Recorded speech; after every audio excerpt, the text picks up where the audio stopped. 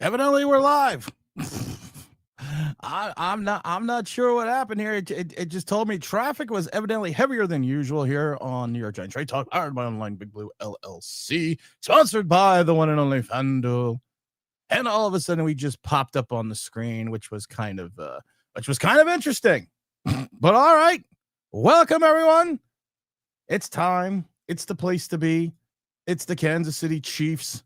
It is the New York Football Giants on Sunday Night Football, 8:20 p.m. Eastern Standard Time. There's nothing better than Giant football right now. Oh yeah, there is. Watching grass grow. Oh no, my hair is a mess. Look at this guy. My hair is a mess. Hold on. There we go. Everyone woke up in the house sick on Friday. So of course, the kid gets it and brings it home. So then everyone's fucking got it. So everyone's fucking got this illness. So we're not going to be able to truck out to the stadium today. And I'm going to forewarn people, because I see Mark Stewart, I see Coach D, I see Anthony, I see Trenton, I see a lot of people in the chat already. We have Massey said, great collab. What's up, Big Massey? He says, great collab with Bad Dog. Also on CBS versus Dallas. Notice Jackson on the sidelines insisted on playing. What should Daboll do? Russ will not accept a backup role. This will be a future headache for Daboll.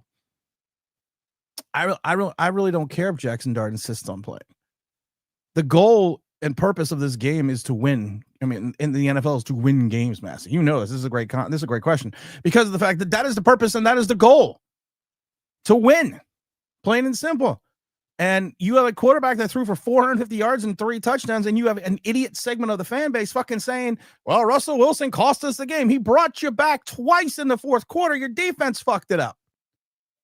And then when you brought in Jackson Dart, what did you bring in Jackson Dart for? You brought him in for some trickery. The fan base has got to get this, and they don't. Segment of the fan base doesn't, because they're fucking morons. The Giants set up the Jackson Dart Cam Scatterboo play early in the game with that Russell Wilson run. They set it up. They ran the same formation. It was a 4-yard run for Russell Wilson. Scatterboo was in the backfield, same, and then they brought it back a couple series later, but they put in Jackson Dart. And this is what they refer to as a trap play. And the trap play is you have the defense going one way and the offense goes the other way. Now, the only problem is when the trap play works correctly, you have a large segment or a large hole in the middle of the field. So the Cowboys were focusing on Jackson Dart, thinking, okay, he's got more speed than Russell Wilson. We're going to follow him. Well, the problem is the offensive play went the other direction. Now, a trap play is also what they refer to as a sucker play, because when the trap play works, it makes the defense look really bad. Plain and simple. So they tried to go back to it another series later. Same play, same formation, Jackson Dart and Cam Scatterboo. This time, Jackson held on to the ball. Dallas didn't bite. And Jackson Dart 4-yard loss. So you're using him in packages that will be mismatched and you hope will create deception. But to take Russell Wilson out, who just threw for 450 yards, had one of the best days of his pro career at 36 years old, and he's a rhythm passer, and to lose 2 plays to Jackson Dart, yeah, one was a nice run, but did anyone notice besides me that Cam Scatterboo, the battering ram man from He-Man? Get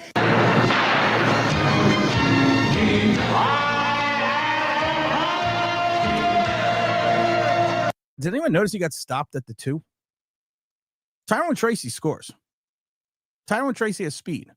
For all the Cam Scatterboo's run, you know what the funny thing is? Everyone likes to look at basic stats. The unwashed moron segment of the Giant fan base. They all like looking at basic stats. And the basic stats are carries, yard per average.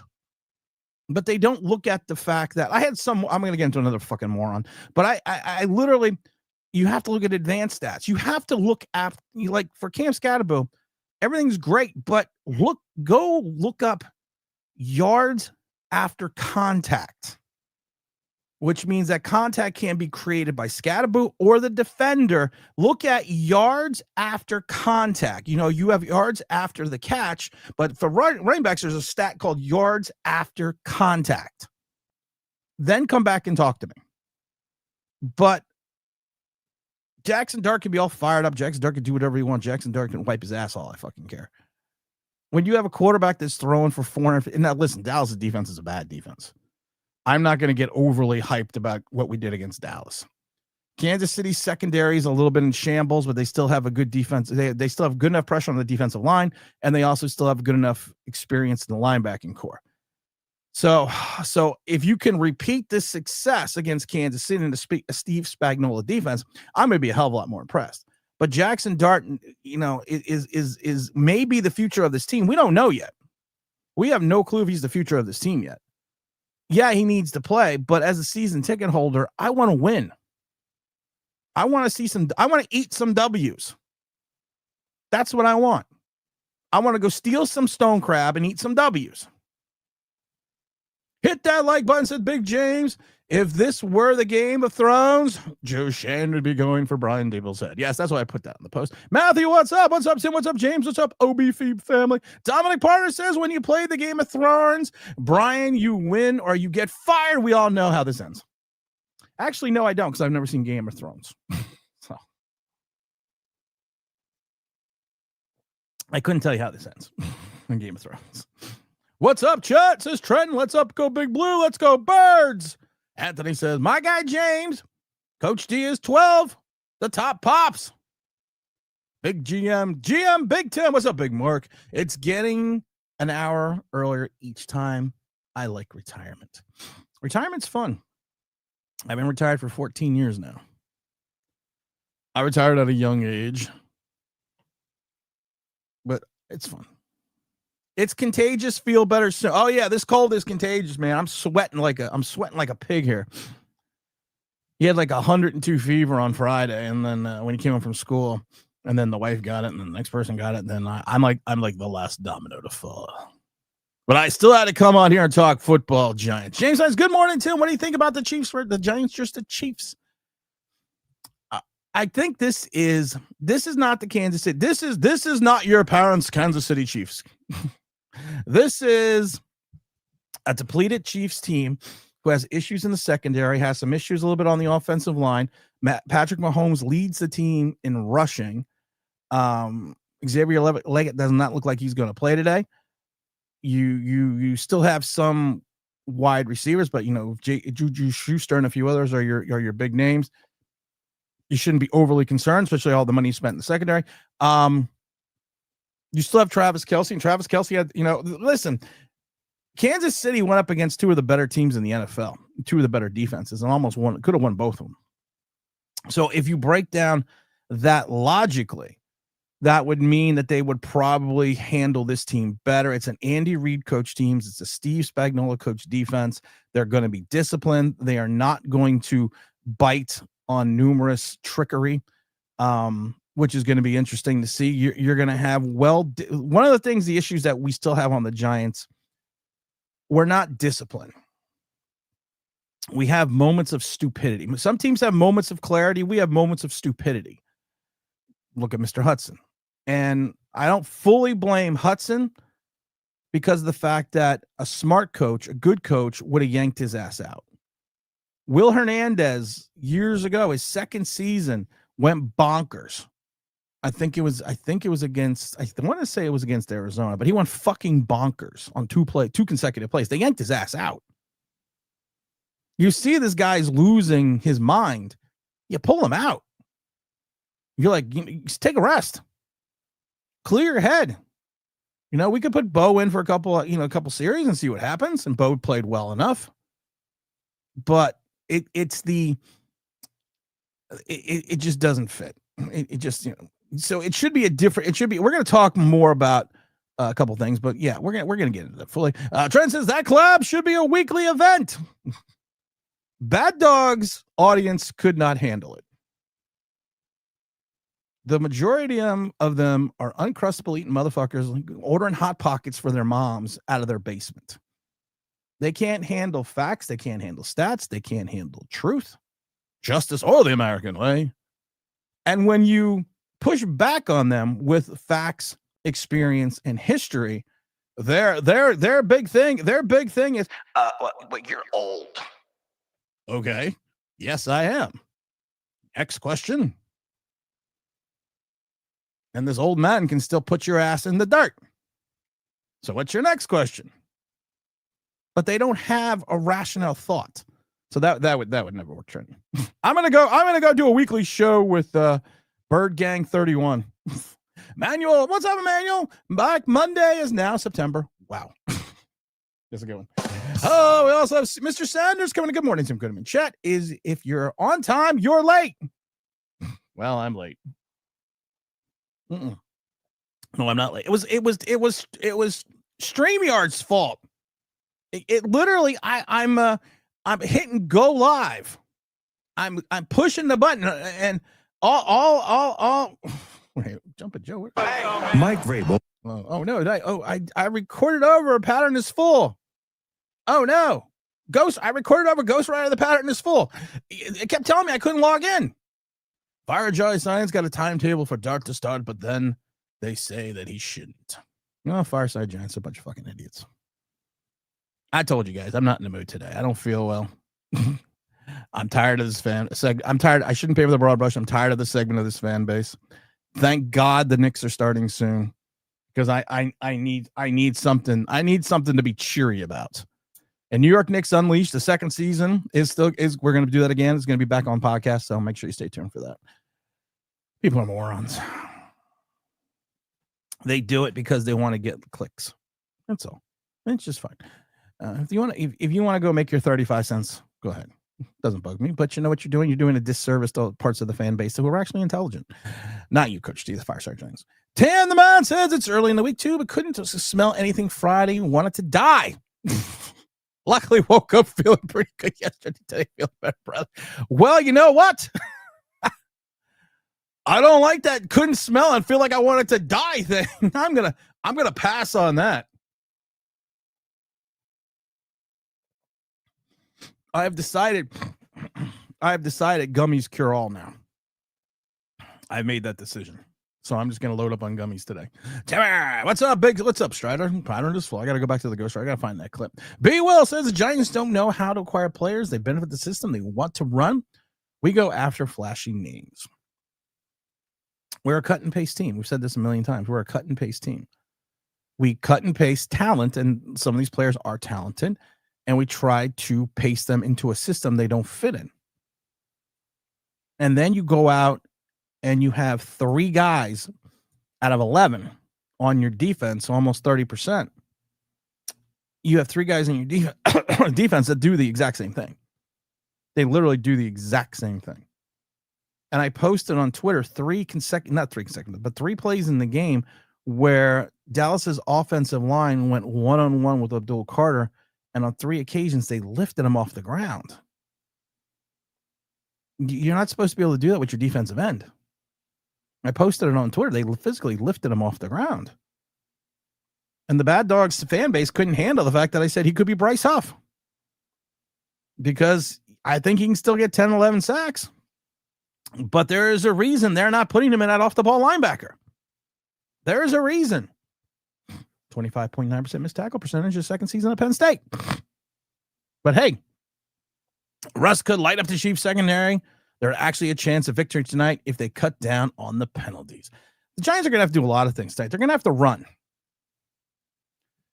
The defensive front of Kansas City is still good. You got Chris Jones, you're still good. They're going to have to run. They're going to have to establish the run. It's like I said against Dallas. You need to establish the run and keep Dallas's offense off the fucking field. Yeah, it's great that you score, and it's great you put up all the points, but if you don't control the clock to the point when you know you're getting burned left and right, you knew, like I said, I literally, Giants came back 24 seconds left or whatever it was, and I went down to the office to cut the thumbnail. And I cut the thumbnail, and on the thumbnail, I wrote Giants kicked out.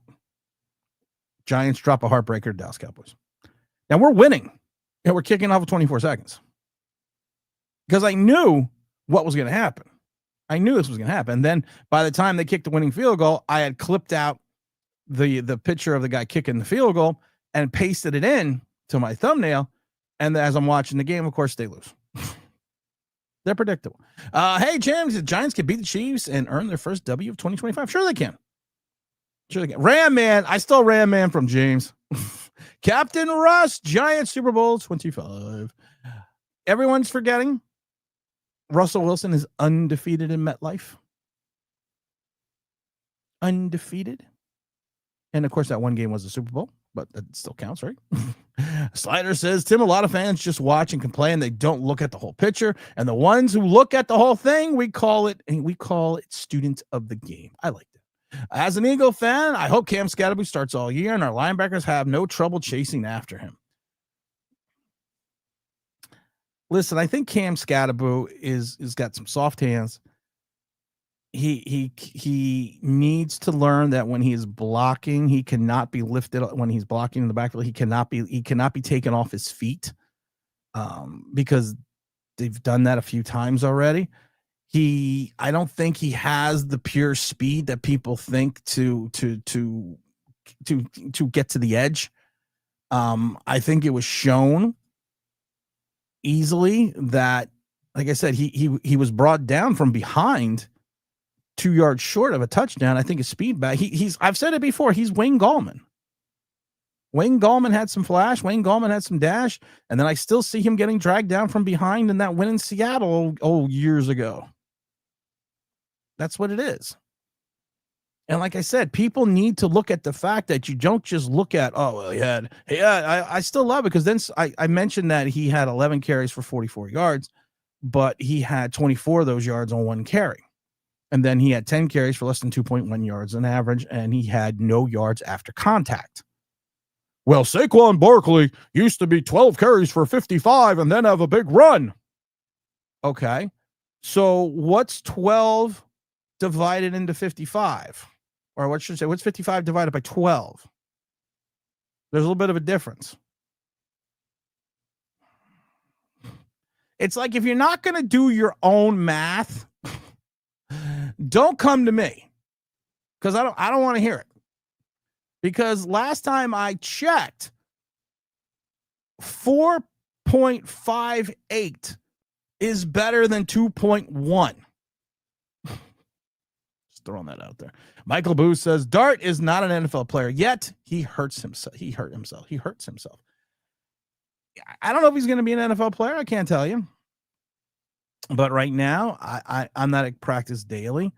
But for the fact that they're not giving him, quality reps in practice, tells me they're going with Russell Wilson. Yo, James, I'm close to 230 subs. I'm looking to beat Ninja Garden Black 2. 230 subs. Go to Strider and follow him for his video game channel. It's a fun channel. I go in there sometimes. Bush says Giant defense is hype. Well, hype in what way? That they're hype, like, this is hype, man. This is funky flat fresh on the flip side. Or are they all just hype? As in all flash, no dash. And I love the people that are like, well, in 2007, our defense gave up 80 points in the first two games, and when we started 0-2 and went to the Super Bowl. Oh, so Strahan, O.C. Manure, all these other guys that were on that team, and Eli Manning and the running game and the wide receivers, that they're all Spags is going to bring pressure from every angle. That's going to be thing. Listen, Andrew Thomas looks like he is going to play. He looks like he is going to play. People need to temper expectations. This is a guy that has not seen the field in like a year. He has not seen the practice field. He has not had full contact. Big Blue Nation, Big Blue. What's up? Rods, what's up? He has not had contact. He has not seen contact. You need to put him on if you're going to play this guy, you can play Andrew Thomas. You need to put him on a pitch count because we cannot afford another injury with Andrew Thomas. Put him on a pitch count. because you got to remember there's no more full contact in practice during the season. There's no full contact. You used to run full. I remember being at the Meadowlands watching the 86 Giants run full contact practices in December on that turf in the Meadowlands, which I had the honor of being able to play on that in a all-star game. And that is like playing on concrete. So you cannot do that anymore. So there's no full contact. So you need to put them on a pitch count. Fix what's broken. Well, there's a lot of things broken. Giant defense, the linebackers have always been suspect. Bobby Okereke really has taken a step back. You really have no one after Bobby Okereke now with Darius Muasau, and he should never even been playing. Or Mike McFadden. And when you're bringing in guys that you're like, who? There's an issue there. The secondary, where I keep hearing how wonderful it is, gave up how many yards the last 2 weeks?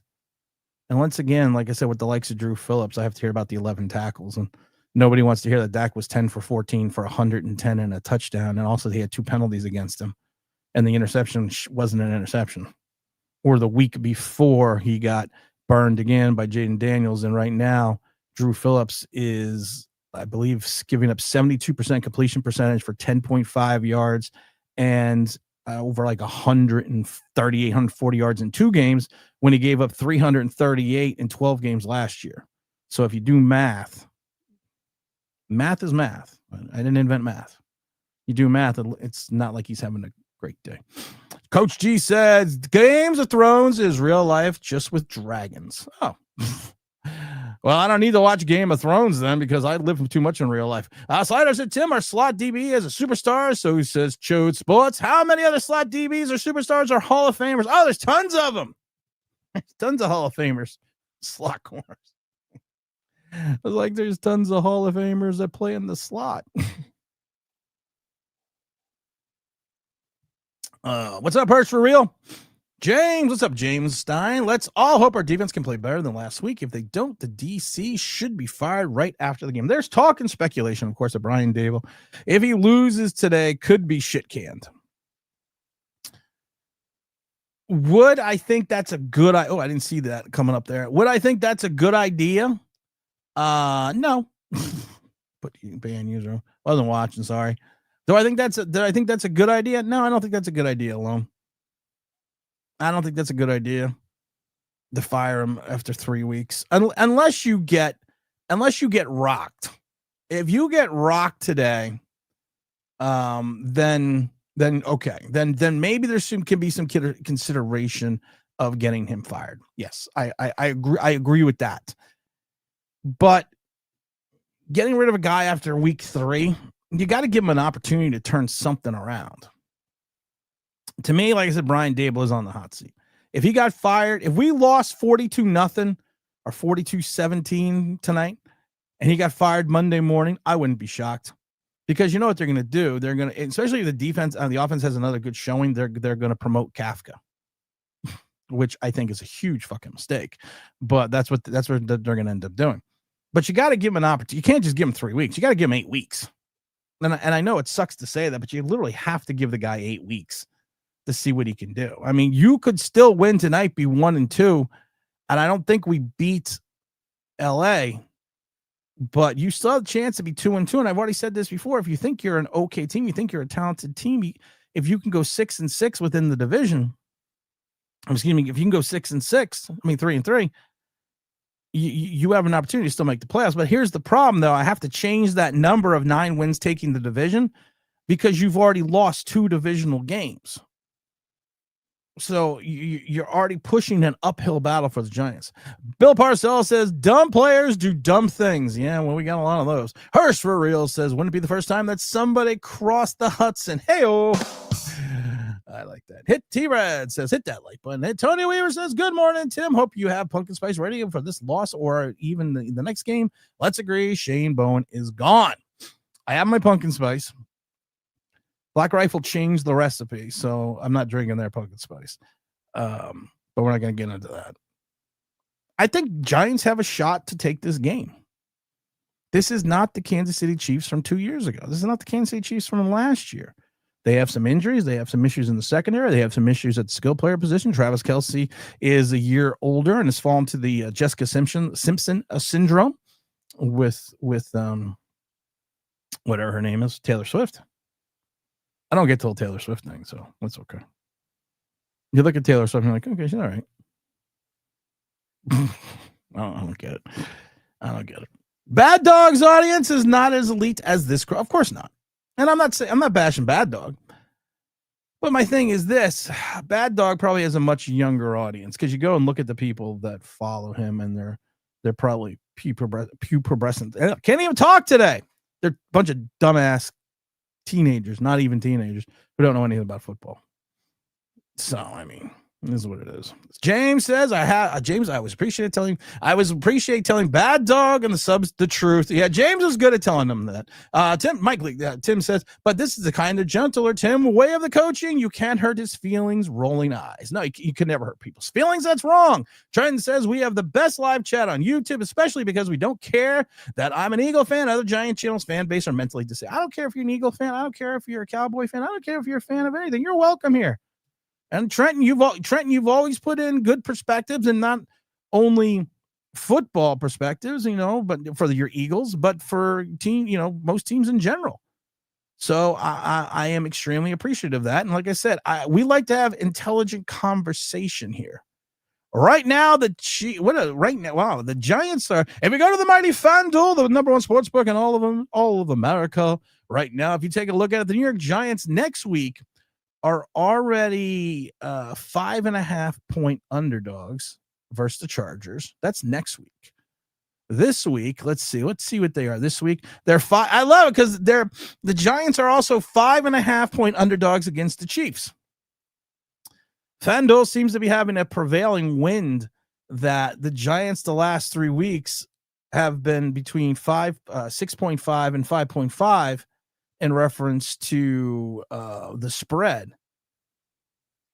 So we're still 5.5. We're 5.5 point underdogs this week. We are 5.5 point underdogs next week. Let's go out a little bit further onto the mighty FanDuel. Let's see. FanDuel only goes up to September 29th. So that's interesting that we're already the underdogs at home against the LA Superchargers. Of course, if you go to FanDuel, number one sports book in the land, if you make a $5 bet, you can get up to $300 in site credits. So make sure you go to FanDuel for that mighty bet. You also have everything from casino games. $500 bet, you get you $300 in bonus bets. Of course, that's if you win. You also go to the slot machines. It's a $500 bonus spins on the slots as well. There's so many things going on. Of course, you can get up to $1,000 back in casino bonuses. That's on the slot machines. There's a lot of things on the mighty FanDuel, man. That's FanDuel.com. Proud sponsor of Online Big Blue, New York Giants Straight Talks. Make sure you go to the FanDuel.com. T-Brad says, what does T-Brad say? I got to knock this idiot, not T-Brad. I got to knock this streaming idiot out. I don't understand how these idiots keep coming back. The streaming people, I don't get it. All right, where was T-Brad? T-Brad says, okay, we're going to be 0-3, but at least we have the best defensive line in football. Tim, did you go corporate with Believe? Oh yeah, you can tell I'm very corporate. I have a list of morons that I would like to announce on this channel. I think we already have. Yes, extremely corporate, but you got to do FanDuel. You got to do FanDuel, man. The Mets have pissed me off all season. I'm not even talking about the Mets. I'm not even talking about the inside the park. I'm not talking about any of that shit. I don't want to even talk about the Mets right now. Don't want to talk about it. Not in a good mood. Don't want to talk about the Mets. Let's go, Nick. Strider says Fireside keeps entertaining that. Lol, I just shake my head. Listen, I'm not saying Drew Phillips cannot be a good player in this league, but the problem with Drew Phillips is your job. We said this before. Deion Sanders, I think his best season was like his 4th season in Atlanta in reference to tackle, where he had like 60. Then all the times he had like 25 to 40 the rest of his career, even when he was a safety over in Baltimore. Why? because he prevented people from, I don't know, catching the ball. Because that's what you're supposed to do. You are supposed to catch the ball. That's your entire, prevent them from catching the ball. That is your whole purpose, is to stop people from doing that. Zaba says, I suck, so I spent time making fun and talking shit about other giant creators. I suck, so I spend my time making fun and talking shit about other giant. Hey, I can talk shit about you. You're a fucking moron. How about that? Let's make fun of Zap. Fuck off. Take a big giant leap. Why don't you bend over, kiss your own ass? Because as stupid as you are, you couldn't even find Chode Sports because I'm not even sure you know how to work the fucking internet. You're out of here, motherfucker. Get nothing. You lose. Good day, sir. Told you people, not today. Not today. Let's see. Your trend says fire size is the two gay lovers that know nothing about ball. I don't know if they're gay, and it doesn't matter if they were, but they're the two tennis players. Strider says, by the way, Tim, I saw a picture that Russ threw into overtime. Something was wrong in that play, and neighbors said it was 100% on him. Yeah, but don't worry, Strider. Strider, stop blacking shit up with facts. What the hell's wrong with you? Trent, that's not anything wrong here with that. Slider also said, Tim, I said, you said before about the center, he got knocked down on his ass a lot. He gets manhandled very easily. We had Joe Valerio, former Kansas City Chief. He was on the cover also of 1994. What was it called? 1994 NFL Sega Genesis Joe Montana football. I love it. He's on the cover. He's the guy. He's the guy. Oh my God, what's going on here? Oh yeah, see. His stomach looks good. See, I stopped taking pain pills. Oh my God. Oh my God. I don't know what's going on here. We've gone crazy. Oh no, what is going on here? Oops. I can't even control the camera. Well, make sure that's a robot up there. Here, hold on. Can we track Joe Montana football again? Oh no, I can't figure it out. I don't know what just happened with the camera here. All right, the camera just went fucking nuts. Here we go. We'll just do this. I don't know what's going on with the fucking camera here, but you can see my hair. You can see the top of the window. It's in the office here. Oh, there we go. We got it fixed. There's the second microphone. So I use for other shows, just for people know. Oh, this is a nice view too. All right, now we got it to work. Now we go. I don't know what the fuck happened there. You got a World One tour of the office. One day I'll give a tour of the man cave. Mike Lee says if Jones eats. I was getting back to we had Joe on Valerio, former center of the Kansas City Chiefs. Actually, he is the Chuck Bednarik winner in reference to in college football. He won that as well for the best offensive line, the best center in all of college football. And he had mentioned that if you take a look at JMS's body type, that he is this long angular body type, that he does not have this fluid body type. And we've shown the pictures before. It was a great breakdown on JMS. And this is a guy, like I said, who played center in college and center in the NFL for Joe Montana. He also played guard and tackle at times as well. So this guy, he knows his stuff. And he basically said his body type, the way it's constructed, he's long and lean, which, we've said it before, like using James Williams' favorite expression, a center should be more built like Ram Man. We always talk about the undersized center because Joe Valerio was an undersized center. And he said, everyone talks about, Kelsey and other guys, but these guys are this stout little fire plug centers that have this low center of gravity. And JMS is such a tall guy. And he pointed out, if we go back to the media asset, he pointed out that if you take a look at JMS, that his body type, he even pointed out, he says he's got such a long torso that maybe he would be better off as more of an interior line position, such as a guard. And maybe that's why he's having so many issues over at center. I thought that was good. All right, where are we at here? I got the pumpkin spice Strider. Where's Strider? Oh, there we go. Mike Lee says if Jones eats JMS, It's going to be a long night. Oh, it's going to be a long night. They're going to park Chris Jones right over JMS. You know that. Fable Daboll cannot coach a one-score game. Fable Daboll can't coach at all. Mr. Snow says, "Infama, JMS's checks are going to get destroyed." Albert says, "If we lose tonight, we start looking into next year's." I love it that Giant fans are already thinking if we lose tonight, we should already start doing we should already do preview videos of next year's draft. I'm down for that. Albert, trust me, they're already looking at the draft. Coach D says Kansas City coaches are a bunch of butcher bakers and candlestick makers. We have three stooges. Yeah. I mean, I'm worried about going up. This is a winnable game for the Giants. If you are a normal team, if you are a team that thinks you have any shot at doing anything, this is a winnable game. But you have to play not flawless football, but you have to play consistent, smart football.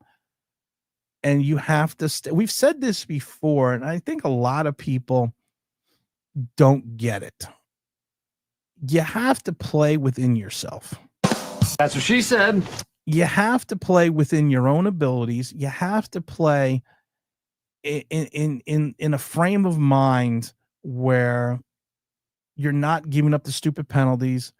You're playing your position the way it should be played, and you're augmenting that by being a helping force with other people around you.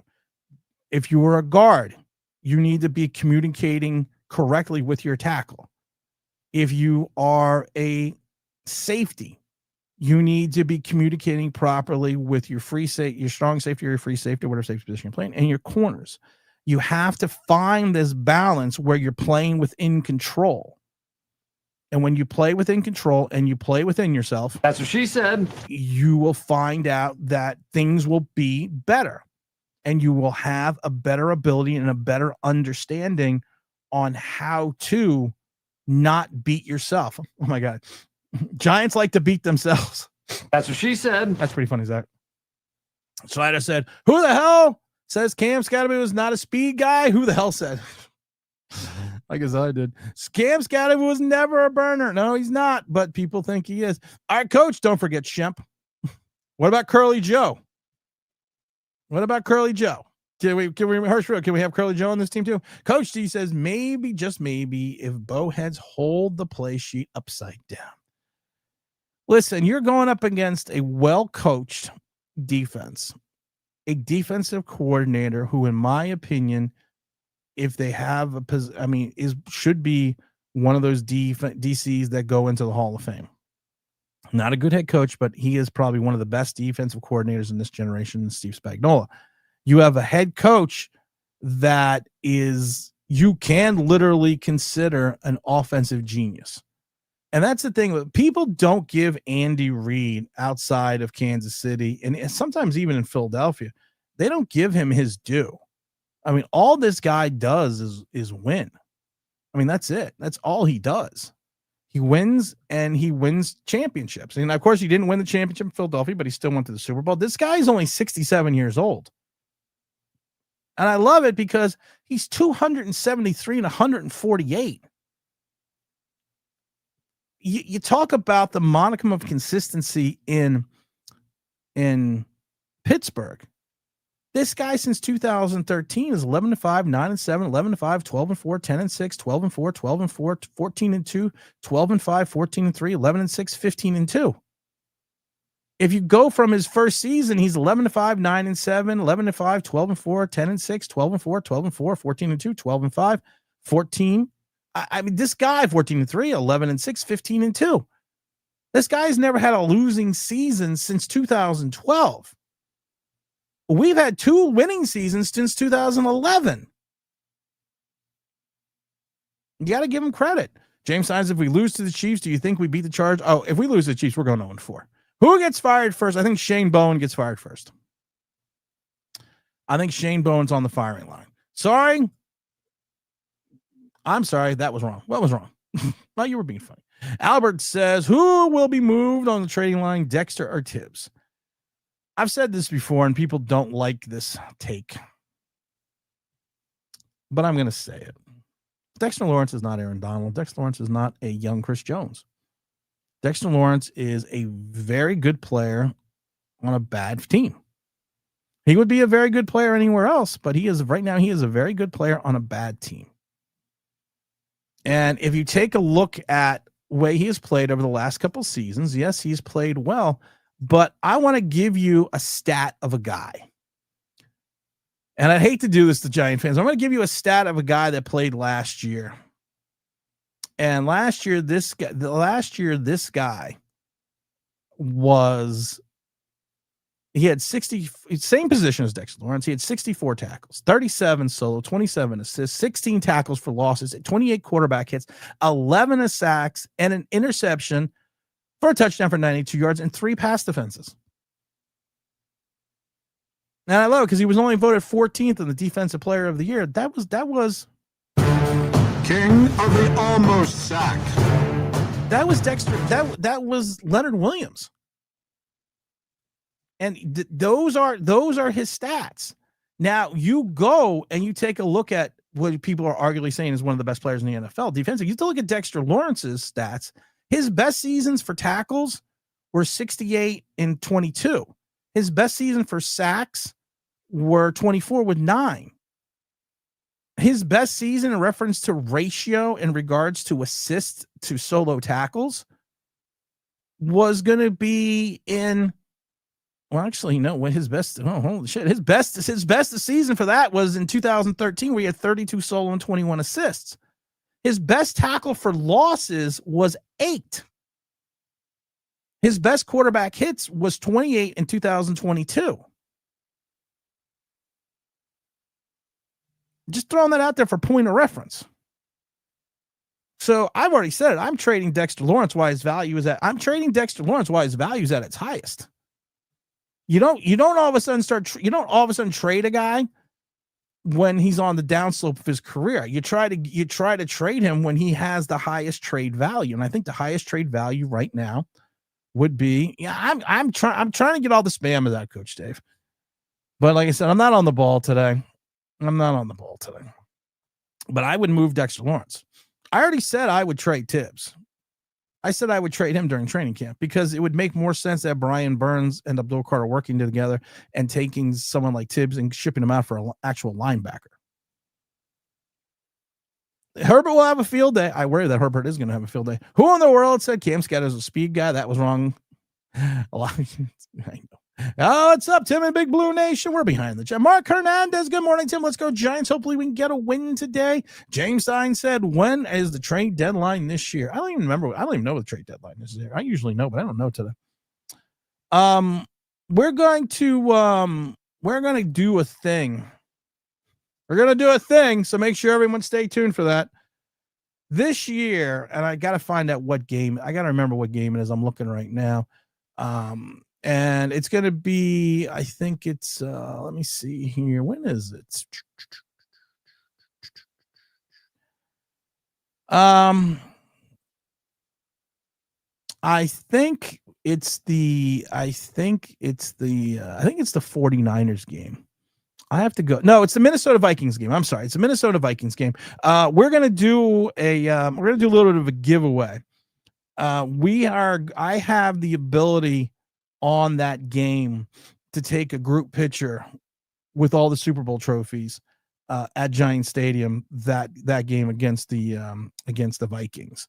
So what we're going to do is we're going to have people that are going to go to the game and maybe out in the game and want to be involved in the group picture, that we're going to have everyone come out and you'll get a copy of the pictures and everything else. So we're going to do that. I don't know how we're going to do that yet, but we're going to do that. And also during the Green Bay game, I have tickets for for like an on-field experience after the game. So that's going to be November 16th. And I'm going to be able to take 3 people to go on the field after the Green Bay game. It's not a ticket to the game. You have to get your own ticket to the game, but after the game, you can come with me and we can go out in the field for a half hour. So we're going to do that giveaway as well sometime next week. Let's see here. Coach D says, Boo gets a rookie first year. I think the yards after contact is going to be ridiculous once he has a blocking interior. I hope so. Strider says, want to have some tackling is bad. Look at, lack of contact. It is. That's what we said before. Strider also says, Bobby let Ferguson go past him. He was wondering how there was no one pressing the tight end. Like I said, I worry that a 970-year-old Travis Kelce, who has his mind on the Taylor Swift vagina, is going to be able to play against his defense, but I think he's going to rip it up. That's what she said. Oh, Coach G says, how many snaps did our main pass rushers play together last week? A lot. Abdul Carter rushed the passer 47 times. He had 60-something snaps, and I had one tackle and rushed the pass. People are like, well, he had 3 pressures. What's your pass rushing ratio on 47 rushes with 3 pressures and no sacks? What's the pass rushing ratio? Can someone tell me that? Slider said, Chode Spot says Drew Phillips is a superstar. I'm laughing my ass off. I don't I know. So I know. Good morning, off Broadway and G-Man family. Emmanuel says, with all these improvements, we're going to be picking top 5. Oh my God. Yeah, you're right. Yeah, Coach G says, it's the Eagle troll. That's the problem. Big T, Big Greg. Greg, I was watching that South Carolina game yesterday. What we want to talk about?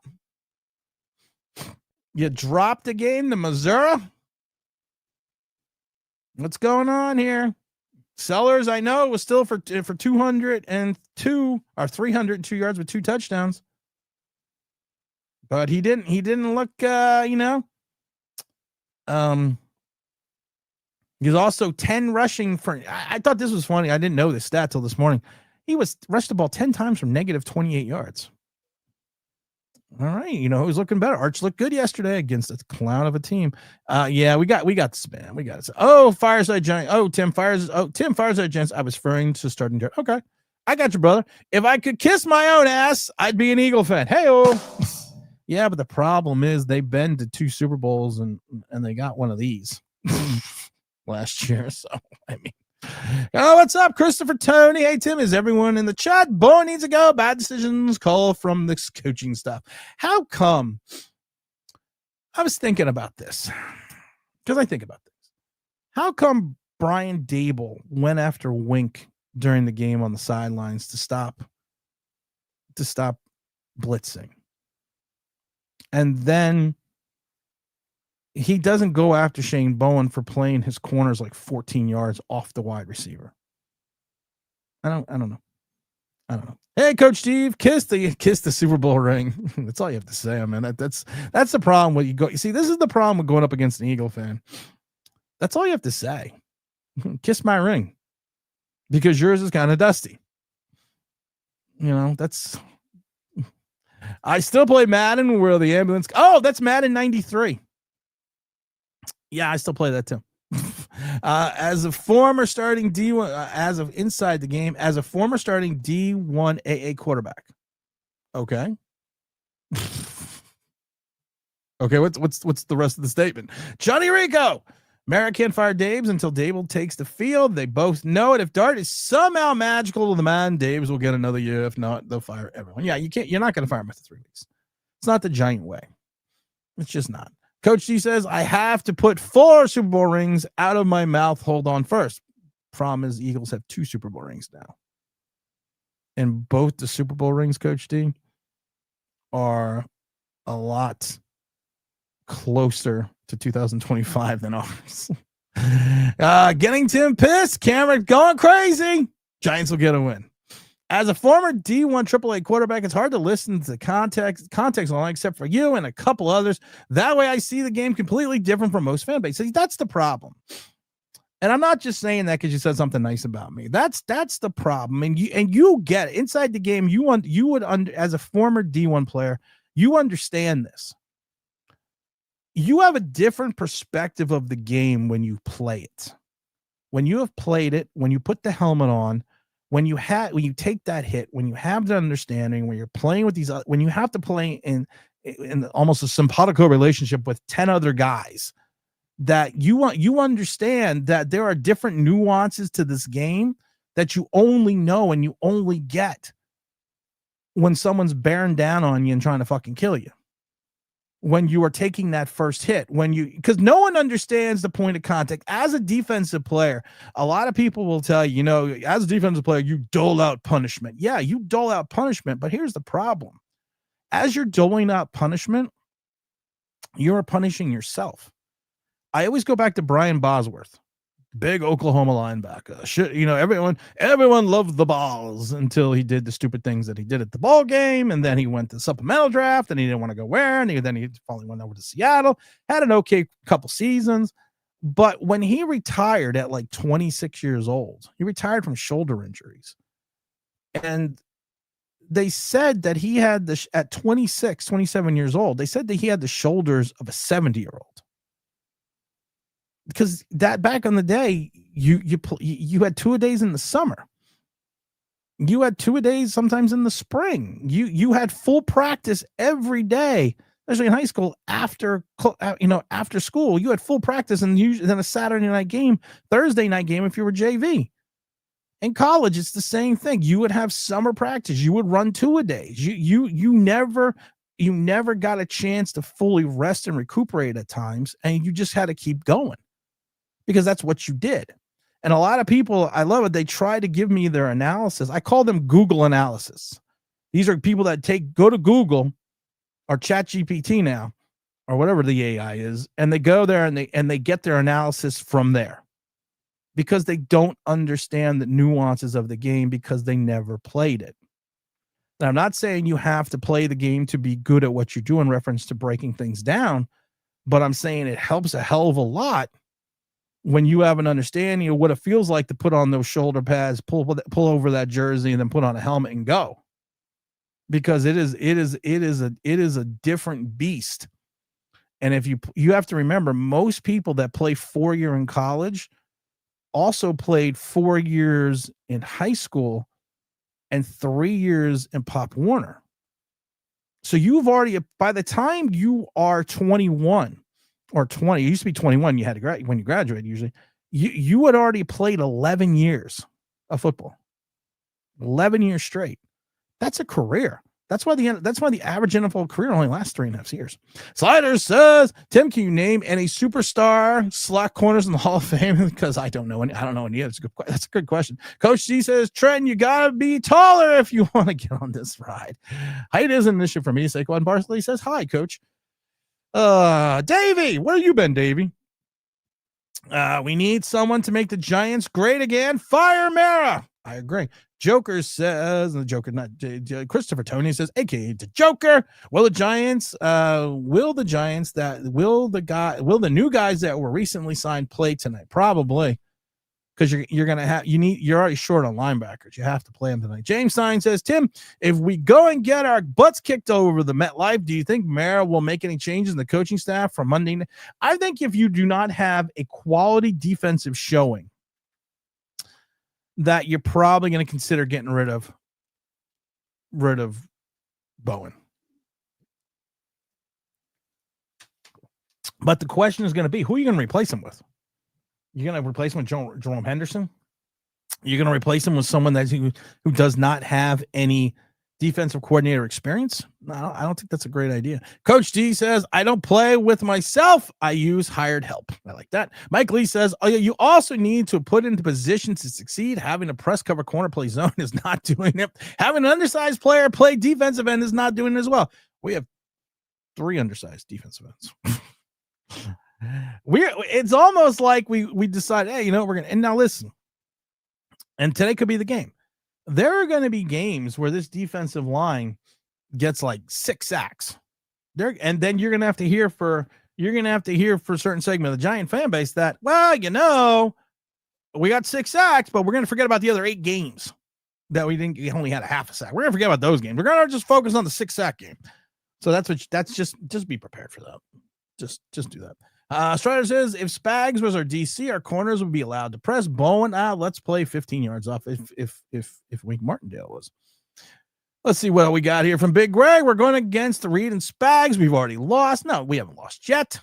Evan says, Bowen is James Belcher 2.0. James Belcher did the same shit. He did the same moronic stuff. And you're right, playing 15 yards off the ball. Is Coach Gruden a possibility at all, says Albert? First of all, I would love if Coach Gruden was here. Having firsthand knowledge and experience of Coach Gruden, I would love Coach Gruden to come here because Coach Gruden is a player's coach. But, and I don't know if he's calmed down since Tampa, but he is the prototypical movie style, hard ass, disciplinarian, don't fuck with him, do it right head coach. I don't know if he's the same way now because he's gotten older and he's gone through what he's gone through with the Raiders. But Tampa Gruden, oh yeah, sign me up. Sign me up. I'm not afraid of anyone. And that's not me being a tough guy. It's just the fact that I'm just not afraid of anyone because I don't care. And one of the things that they always say, especially when I worked in clubs as a bouncer, one of the things they always tell you, never fight with the person that doesn't care. Because you're usually in for a rough night. And Coach Gruden, back in the early 2000s, was probably the only other person I was ever afraid of. Because I had never even met the man. And the XOS system wasn't working. And he came into the telco room as we were trying to fix it. And he just starts yelling at me. First thing he came in the room and says, "Who's Tim?" And I was like, "I am." And I'm like, "Coach, we're working on it. We're getting shit done. We should have this up and running for you." And this was like at 11 o'clock at night. No, this was 11:30 at night on a Sunday. And he just went into a tirade. And I remember this because by the time he stopped yelling, I think 20-something years later, that profanity is still in the ether over the Celebration Hotel in Celebration, Florida. And I remember walking out of the room, and I was like, I was with a guy that I'd known for a couple of years, and he is like, "You're speechless." I said, "I know." I said, "I've never had someone come in here, and I've never had anyone come in and just do that." So I was like, I didn't know what to say. I had no fucking clue. So yeah, if it was that John Gruden, yeah, sign me up because you need some discipline on this team. Dex playing like trade is looming. Yeah, he might be. Jay Ferry says, hey, great idea. Let's trade all of our young players away. What the fuck? Well, Dexter Lawrence is not a young player. Dexter Lawrence is going to be on the other side of 28. Dexter Lawrence, while he has maybe 3 good years left, is Dexter Lawrence going to be Dexter Lawrence when the Giants are finally good? You have a movable contract in Kayvon Thibodeau where it's only $11.5 million guaranteed next year for a team that has a valuable trade asset for a young pass rusher that you could probably get a quality linebacker and a pick and a good pick. We got to think, Jay, we got to think long ball. We can't, you drafted Abdul Carter for a reason. I'm not sure what it is because you have 2 guys that are the exact same player in Burns and Kayvon Thibodeau. So I'm not sure exactly what the reason was, but you drafted him for a reason. So why not circumvent the logjam you have at, we'll call it defensive end, and go out and get a real outside linebacker? And you can do that with the likes of a tradable contract in Kayvon Thibodeau. And like I said, are you going to be good in 3 years? And how good is Dexter Lawrence going to be at the tail end of his contract?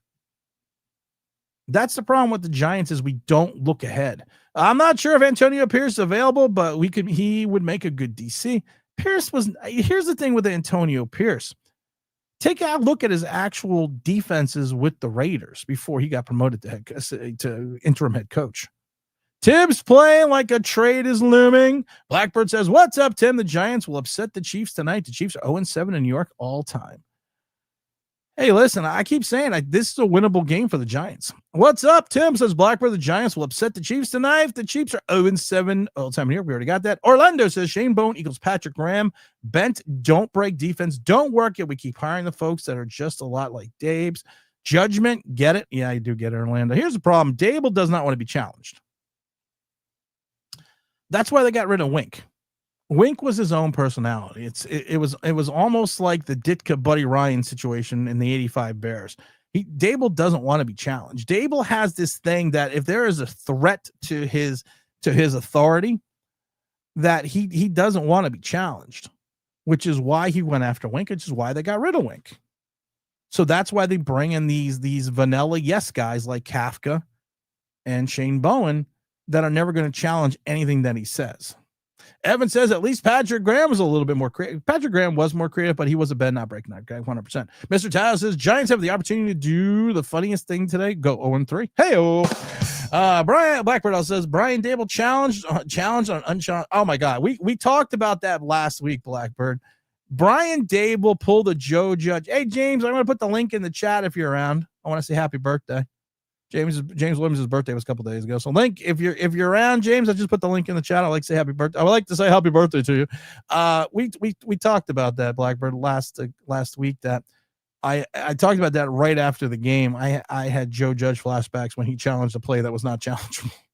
Don't forget the like button, people. We have 90 plus people in the own thing, 136 people watching right now.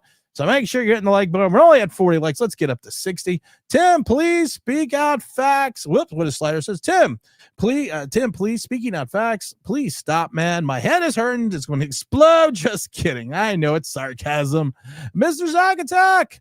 Giants stand at left tackle who has yet to play this season, recovering from left injury, is planning to make his season debut. Per me and Mark Lafio. This team will be cautious. Put him on a pitch count. He hasn't played in close to a year. He has a injury that is not for some people, it's not an easy injury to come back to. People tell you Theo Johnson came back quicker, but Theo Johnson is a different player, different body type, and plays a different position. So I would have him. I would probably have him on at least. I would have him on 25 snap pitch count. That would be my thing. Jay Ferry says, we have 80% bust ratio on our pick. Let's trade the guys who actually hit on so we can draft some more busts. Yeah, but the problem is this, Jay. You have to think and you have to hope that the guys that we bring in after this know how to draft. And I know it's a big if. I know it's a big if going back to the latter half of Jerry Reese. But you got to start thinking. And I think that's the problem at times with the Giants. They don't think long term. We said it the day that Daniel Jones signed the big contract. I said this is going to set the team back 5 years. And it was easy to see because if you were looking at that contract, the way it was constructed, the way it would go years down the road, you didn't stagger the contracts of Dexter Lawrence or Andrew Thomas as well, like you should have as a smart general manager. So you kind of knew where all the money was going to hit. You kind of knew where everything was going to drop. So when you looked at that, you were like, okay, the Giants aren't really looking at the future, because then you looked at the money, the extra money that Saquon Barkley wanted, you gave to Drew Lock. So you thought long-term, Drew Lock was going to be a better investment than Saquon Barkley. Now, there's not saying that Saquon Barkley would have signed the contract to come back to the Giants. I'm not saying that at all, because if I was Saquon Barkley, I would have left the Giants as well.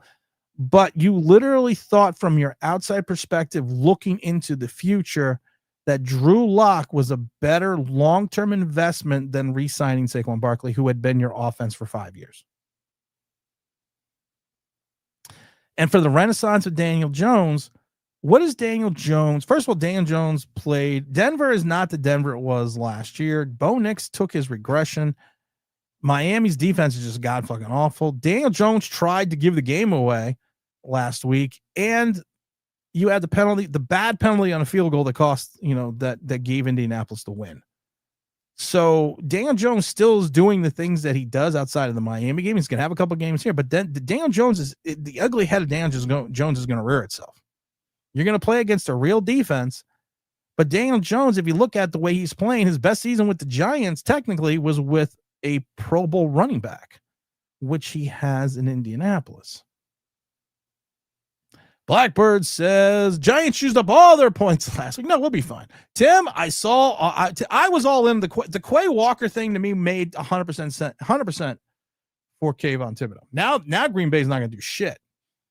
Green Bay has built such a defense, and that front seven, and then that secondary, they are not going to move Quay Walker now.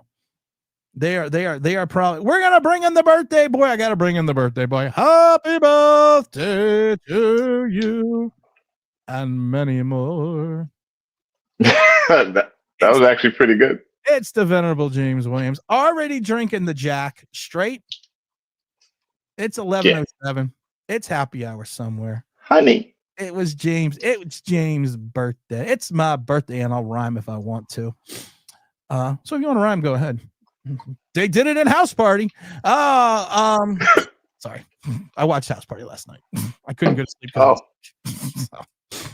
Still one of the greatest, just old school House Party movies ever made. Well, that movie is just the quintessential, party movie. I mean, literally, if you want to go to a party, you go to a house party.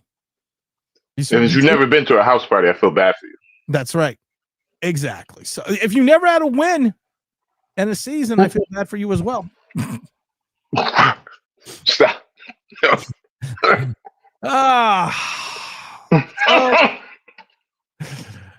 So tell me, let's see, hydroponic game. I also have tickets on the field for the post game. Oh, good. Well, hydroponic garden. We're going to see you on the Green Bay thing. We'll see you at the Green Bay. Phil says, I was in a pretty good mood today, and then I watched Daboll's presser. Can someone put this poor guy out of his misery? Anthony says, are you going tonight? No, Anthony, I am sick. I am while I may look dapper and just this man about town, I got like 104 fever. I can't breathe. I'm sucking up Afrin like there's no tomorrow. And my new thing now is, well, you know what?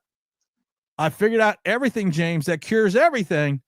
It's fucking gummies. So, figured, you know what? You just take a whole bunch of gummies. I'm going to be all right. Either way, you're going to be all right, or you won't feel it. Either way, I'm going to be fine.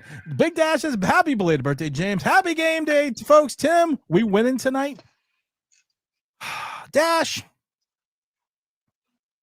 Shout out to Big Dash. I popped in on him last night. He does his late night streams before Sunday. Shout out to Big Dash. Are we winning? If you look, James, if you look at this on paper and you take a look at last week and you take a look at what Kansas City has done the last 2 weeks. Now, Kansas City has played two of the better defensive in the league the first 2 weeks.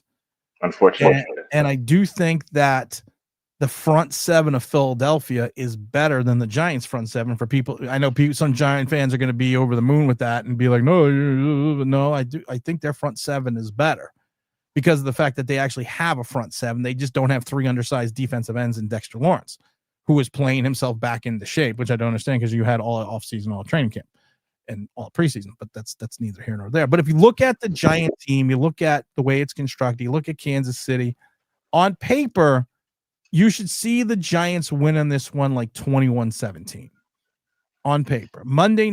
Sunday Night Football, prime time, your home opener. Home opener. But the problem is this, the last three home openers,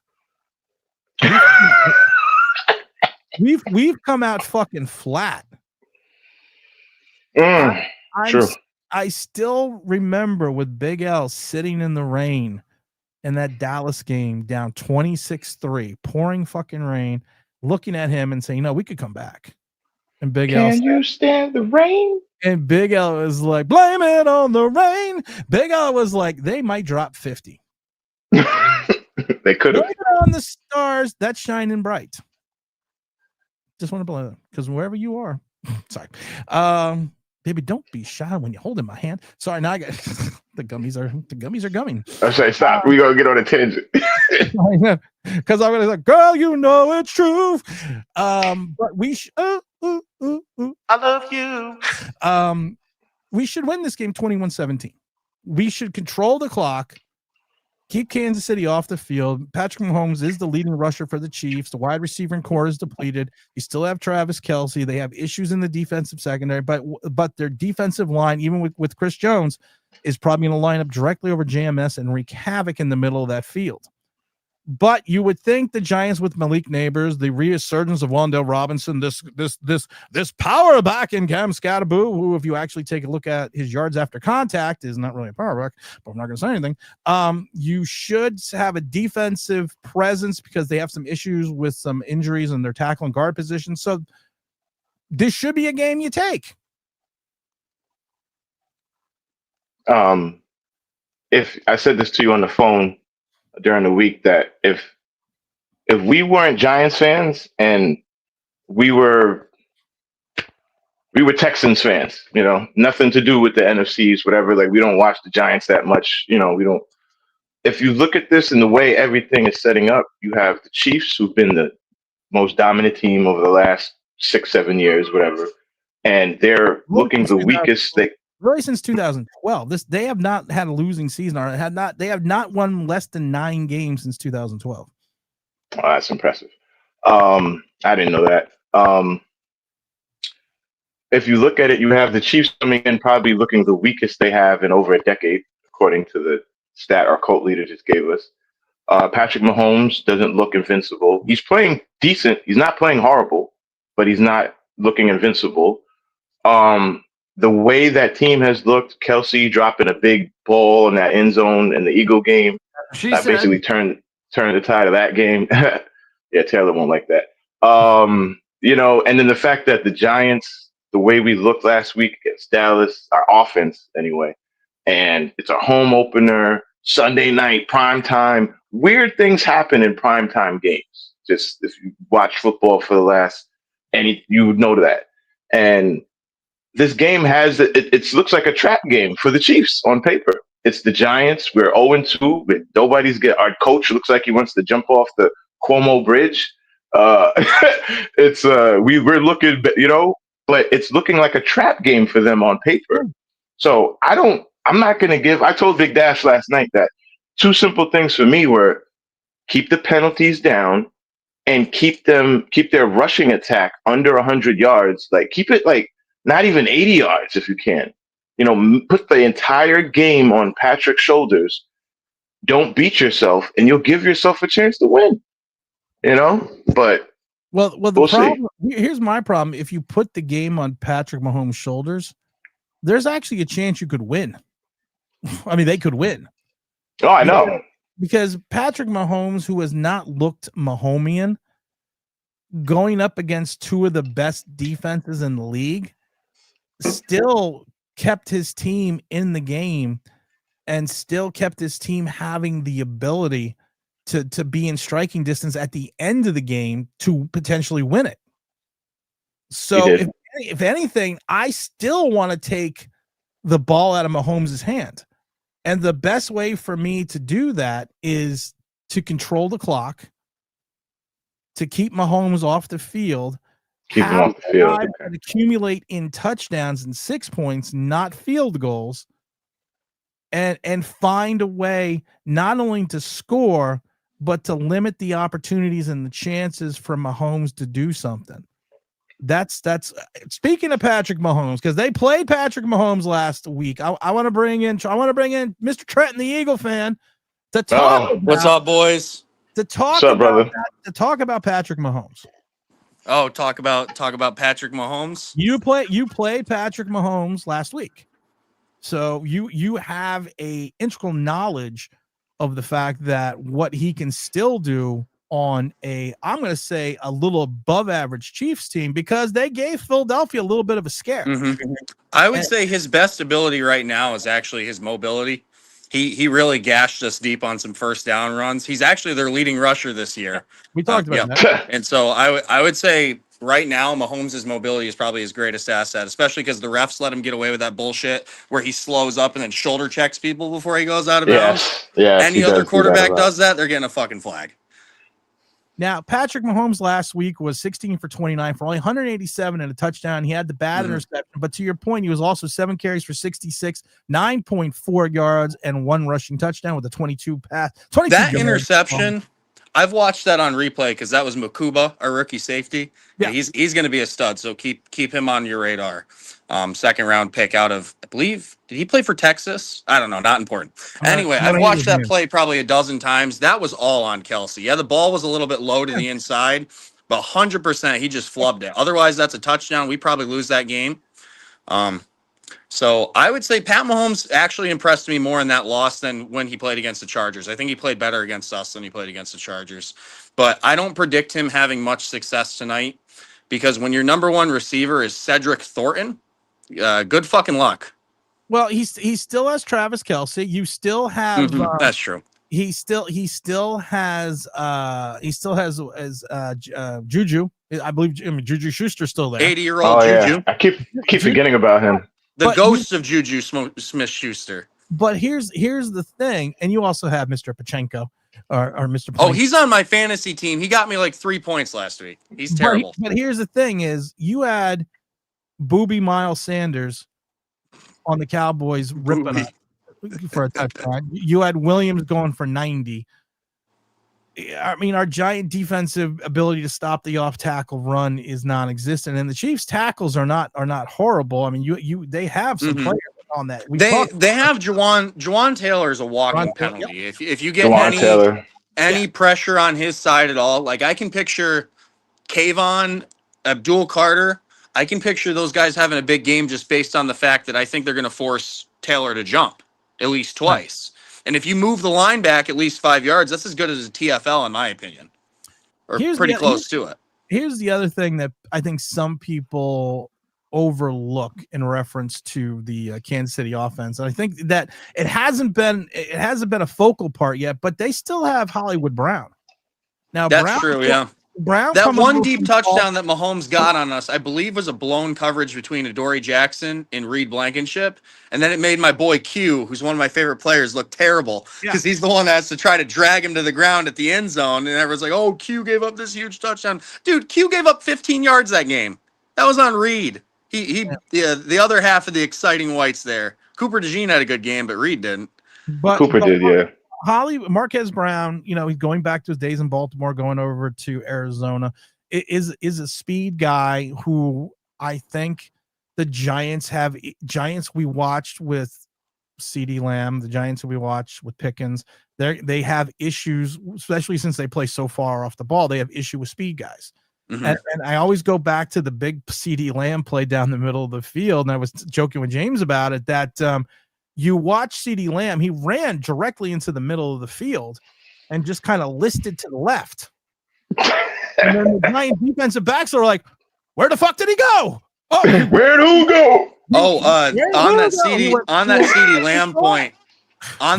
Lamb point, he had our corners in a fucking blender, dude. I think even though we won the Dallas game by 4 points and won the Chiefs game by 3, the Dallas game was closer in my opinion. They 1 or 2 catches here or there, they win that game. And I gotta admit, I did not see Dallas having a good offense this year. But between Pickens and CeeDee Lamb and that one kid Turpin that they have that does kick returns sometimes, and then their kicker is a weapon, like an actual offensive weapon. He turns every drive into 3 points if they get more than like 25 yards. If they get within the 30. Yeah, exactly. He's just launching them, dude. Of their own side, their own 30. Seriously. But we don't need to talk about Dallas. Let's focus on the Chiefs. I think the key to victory tonight, I hate to say it, you guys are going to fucking hate me. I think playing prevent might actually be the way to go because Mahomes' deep ball is not the same as it used to be. If you just look at his statistics over the last 3 years on like accuracy plus 20 yards downfield, I know his receivers haven't been the same, but he sailed 2 or 3 balls in the Eagles game that Mahomes just shouldn't. Like he's got to be hitting those. He's the best quarterback in the league, I truly believe. I mean, you can make an argument for Josh Allen, but that's a whole nother debate topic. The problem with that theory right now, the Giants last week against the Cowboys, against good wide receivers, played so far off the ball and so far off the receivers, they were basically crazy. And I keep saying this over and over again. I've been saying this since training camp. Any quality quarterback who has a minimal of time is going to pick apart this zone defense. This is one of your best takes, by the way. And that is it holds true across all games, really. Yeah, and this goes against Washington. This goes against the preseason. Hell, this goes against our own wide receivers in training camp that I literally did videos saying, if our wide receivers are parking their asses this far open in the zone, I am afraid what a real quarterback is going to do against this defense. And I'm afraid that in some regards, the Giants are going to do what you said and think about ourselves, hey, no, what we're going to do is we're not going to let Mahomes beat us deep. We're going to kind of step back and we're going to leave the entire middle of the field open for Travis Kelce in the Plinko, because I'm going to call him Plinko now. The former Rutgers star. We're going to leave the entire middle of the field open for Plinko and Mahomes to run, and we're going to leave Travis Kelce one-on-one with either Bobby Okereke or one of our rookies who is having multitudes of issues covering anyone, even the bed with a blanket. But Big Tim, that's why I said before Mr. Wright came on, good brother, that, and it probably sounded weird when I said it, that we got to put the game on Mahomes' shoulders. But when I was saying that, I was referencing the fact that the strength of this defense is supposed to be the pass rush. Mm-hmm. So sooner or later, I don't care what anybody or any other channel says. And listen, I don't really give a damn today. So I'm going to be a little, not angry black man, but it's just getting there where I don't care what other channels say. I don't care what other fans say. All we've heard all year is we got swag, we got aura, we got the best pass rush since the purple machine. That's all. Purple people eaters, thank you. And that's all we've heard. Pictures and this and that, yeah. And all I see is a rookie who's a rookie in Carter, but he's not that big. He's not that strong. I see Brian Burns hustling, but his motor has been good since last year, I see Kayvon out there, and he does what he always does. He disappears, ghost man. Then he pops out once in a while, and people go, look what he did. And it's like people are going crazy because Kayvon had a sack. We played a full game of – go ahead, right? Kayvon is big against the Commanders, in my experience. I think he plays his best against the Commanders, and then he tends to disappear for a while. Remember that one? And was it 2022 as a rookie where he had the touchdown that sealed the game? Yeah, he had the 3-4 sacks in that game, whatever. We were playing a garbage quarterback. He almost had me tricked after that performance. That was quite the game by him. That was in the playoff year, I think, right? Yeah, 22. So sooner or later, this pass rush has to show up. And I'm just thinking that the home opener, especially after last week's debacle, and you're playing a Chiefs offense that is not operating at 100%, this is your best chance to come out here on a national stage and show what you can do. Sooner or later, these guys got to start getting some pass rush, because for all the talk last week and how good the defense played, which we didn't play that great, we played a full game of regulation and a full overtime.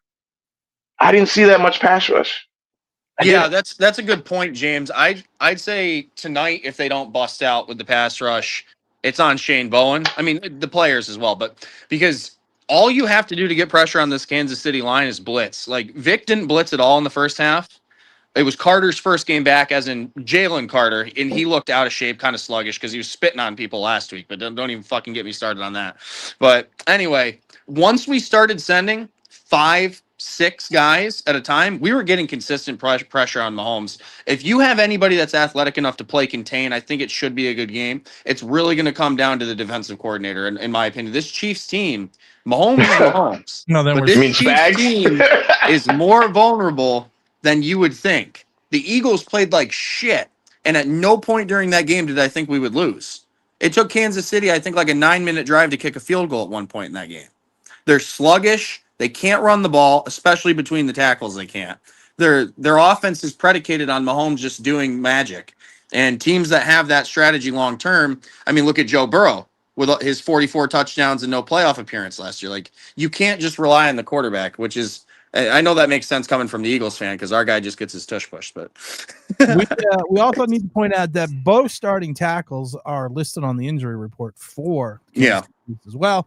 So, like I said, this is a game that and Thomas is playing tonight, Tim, right? Sorry to interrupt you. He's playing tonight? He is playing Andrew? tonight.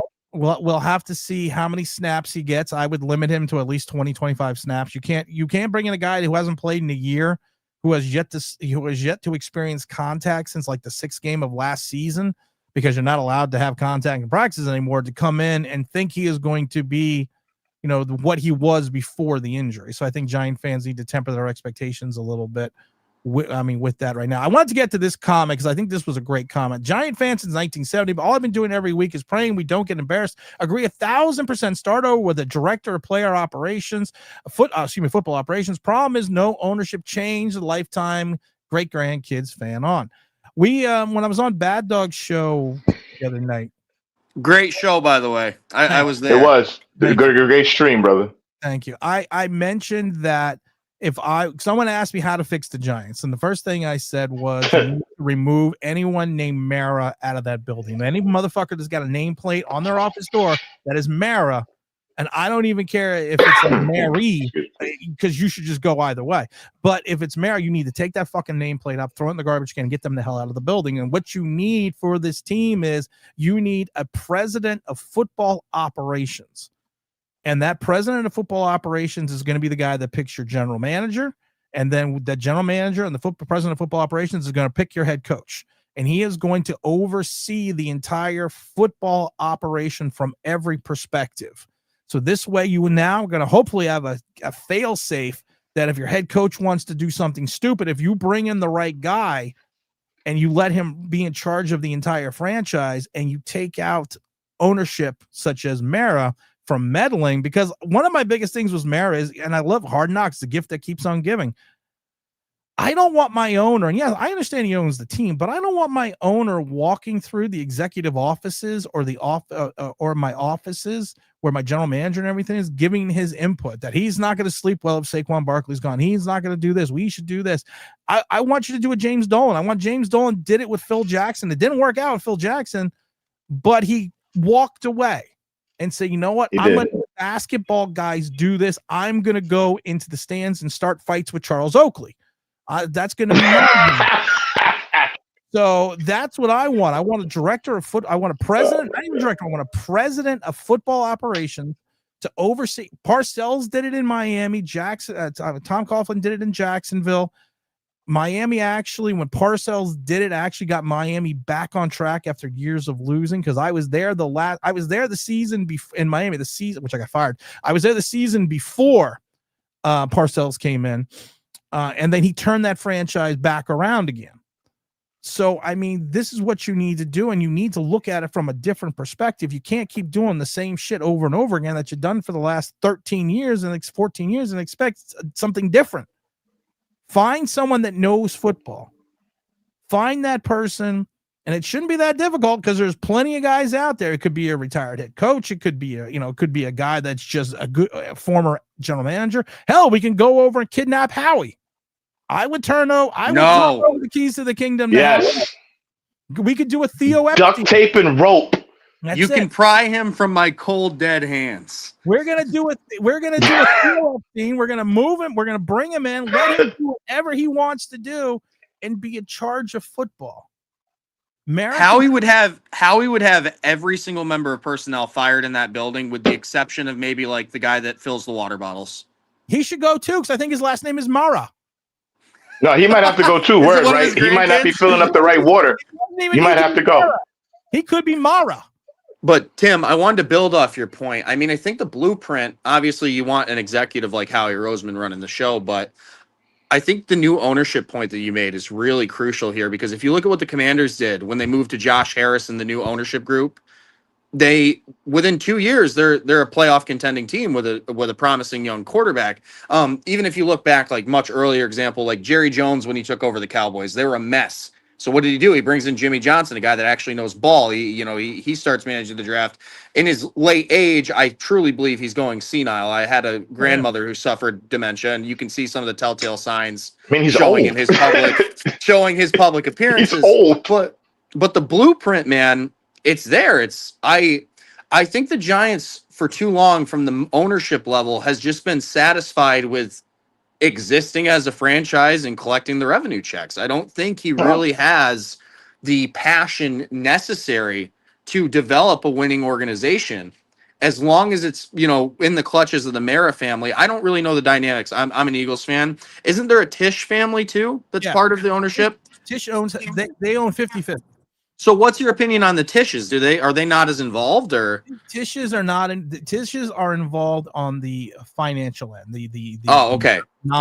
They do the finance. They're not. This is the weird thing about this whole dynamic. That's why you need someone to just run this whole fucking idiot show. Tisches basically stay out of football operations. They are in charge of financial operations. And right now, the Giants just sold 10% of their team for $10 billion. Oh, so they're getting more hands in the cookie jar. Well, no, Tisch and Mara still have maintained control, but you just need to stop doing this. And just like I said, you need to get into a scenario in a situation where you have football people running this, because we just don't have it. And I don't. Slider, you keep popping in on 4 different things here, man. We're gonna drop in Slider. He looks a little tired. He's gone. He's gone now. I want to get the Big Dash's comment here. I don't even want to see Thomas tonight, and that sounds crazy. Am I crazy? No, you're not. That's not crazy at all. That's a good take. That's a great take. That's a good take. Honestly, I would play Thomas tonight. Really? But limited, like you said. But there's a caveat. And Slider disappeared again. Hey, Slider's back on. Hey, Slider, you looking thin today. Boy, did you do something different with your hair? All right. But what I would do is he's going to be needed for the season. He's got to get game reps. And that's just it. Because we can't just throw this guy out here for 4 quarters and think he's going to hold up. He needs to get some game reps. I would play him. I personally would play him maybe 10, 15 snaps. And then, like I said, I put him on a pitch count, 10, 15 snaps, get his ass out of there, wrap him back up in the bubble wrap, and get him ready for the next game against the Chargers.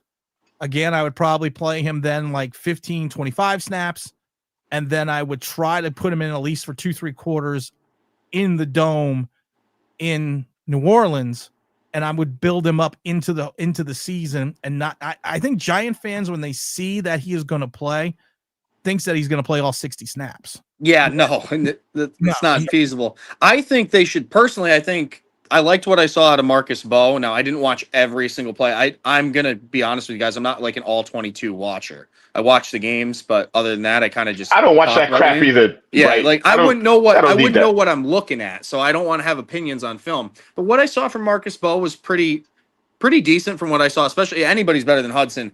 If I'm Daboll, I am putting Thomas in goal line in red zone situations. Other than that, I would roll with somebody else. I'm not even doing that, because of the fact, if you are putting him in goal line and short yarded situations, you are going to have to rely on his forward inertia and momentum and power. So the first thing he's going to have to do to generate that power is explode off his lower body. So it's like anything. Here's my biggest fear, and I'm not putting this out in the ether, but this is going to be my biggest fear, is his Achilles tendons. Because his Achilles, this type of injury that he had, I've always told people, have you ever noticed when a lot of times when a player comes back from an ACL, either the next year or the following year, they always blow out their Achilles. And the Achilles tendon is a repetitive stress injury. It's not a turf injury. It's a repetitive stress injury on the ligament itself, which it's a rubber band, guys. It does this. And every time you move off your leg, your back half of your leg, this is what it's doing. This is what it's doing. And sooner or later, if you put too much stress on the Achilles tendon, it snaps. So when you have an ACL injury, I've had 2 of them, and I had 2 ACL surgeries. I can tell you, when you are favoring your leg, the first thing that you are favoring is going to be usually the lower half of your extremity where your Achilles tendon is. So I would say right now, with his type of injury, that foot injury, the stress that you're going to put on your Achilles tendon while you're recovering is going to be greater than you probably would going through a regular season. So I would make sure that if I put him in the games, it would be situations where he can figure out his timing, figure out his fluidity, figure out his communications with his guard, and just allow him to build into it, not into a moment that if something we put him in a 3rd and goal on the 1 or 4th and goal on the 1, and he's off sides because he's out of practice or he's not at full strength and he gets pushed back. That costs me points. I put him in the first quarter on 2nd and 9 on our own 30 and let him play a series. He's getting his game reps, and I'm not putting him in an opportunity where he can fuck up and cost us either yards, a touchdown, or the game. It's okay, Tim. Let me put this in layman's terms. Andrew Thomas did not participate in any kind of camp. Andrew Thomas has not practiced in almost a year. Andrew Thomas has not been hit other than by his girlfriend or boyfriend, I don't know, but in a year. So to put him out there in a home opener primetime game against the Chiefs and think he's going to play even 80%, that's just what most Giant fans would think, but that's not what you should do because, like Tim said, you're putting him up for risk of further injury. Message! Coach D say, a film is how the science of football is analyzed. You're right. Great. Big Dash says, great point. Players overcompensate coming back off injuries and cause more issues. Very true.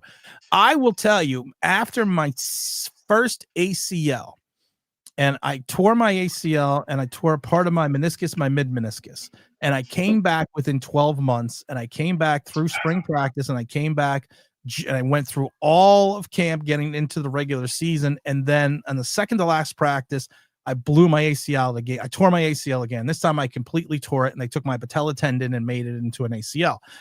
And I can tell you from experience, I was not ready to come back, but that year was my last year of eligibility. I was not ready to come back. And I knew it's not like I didn't know wasn't ready, but I felt I was physically ready.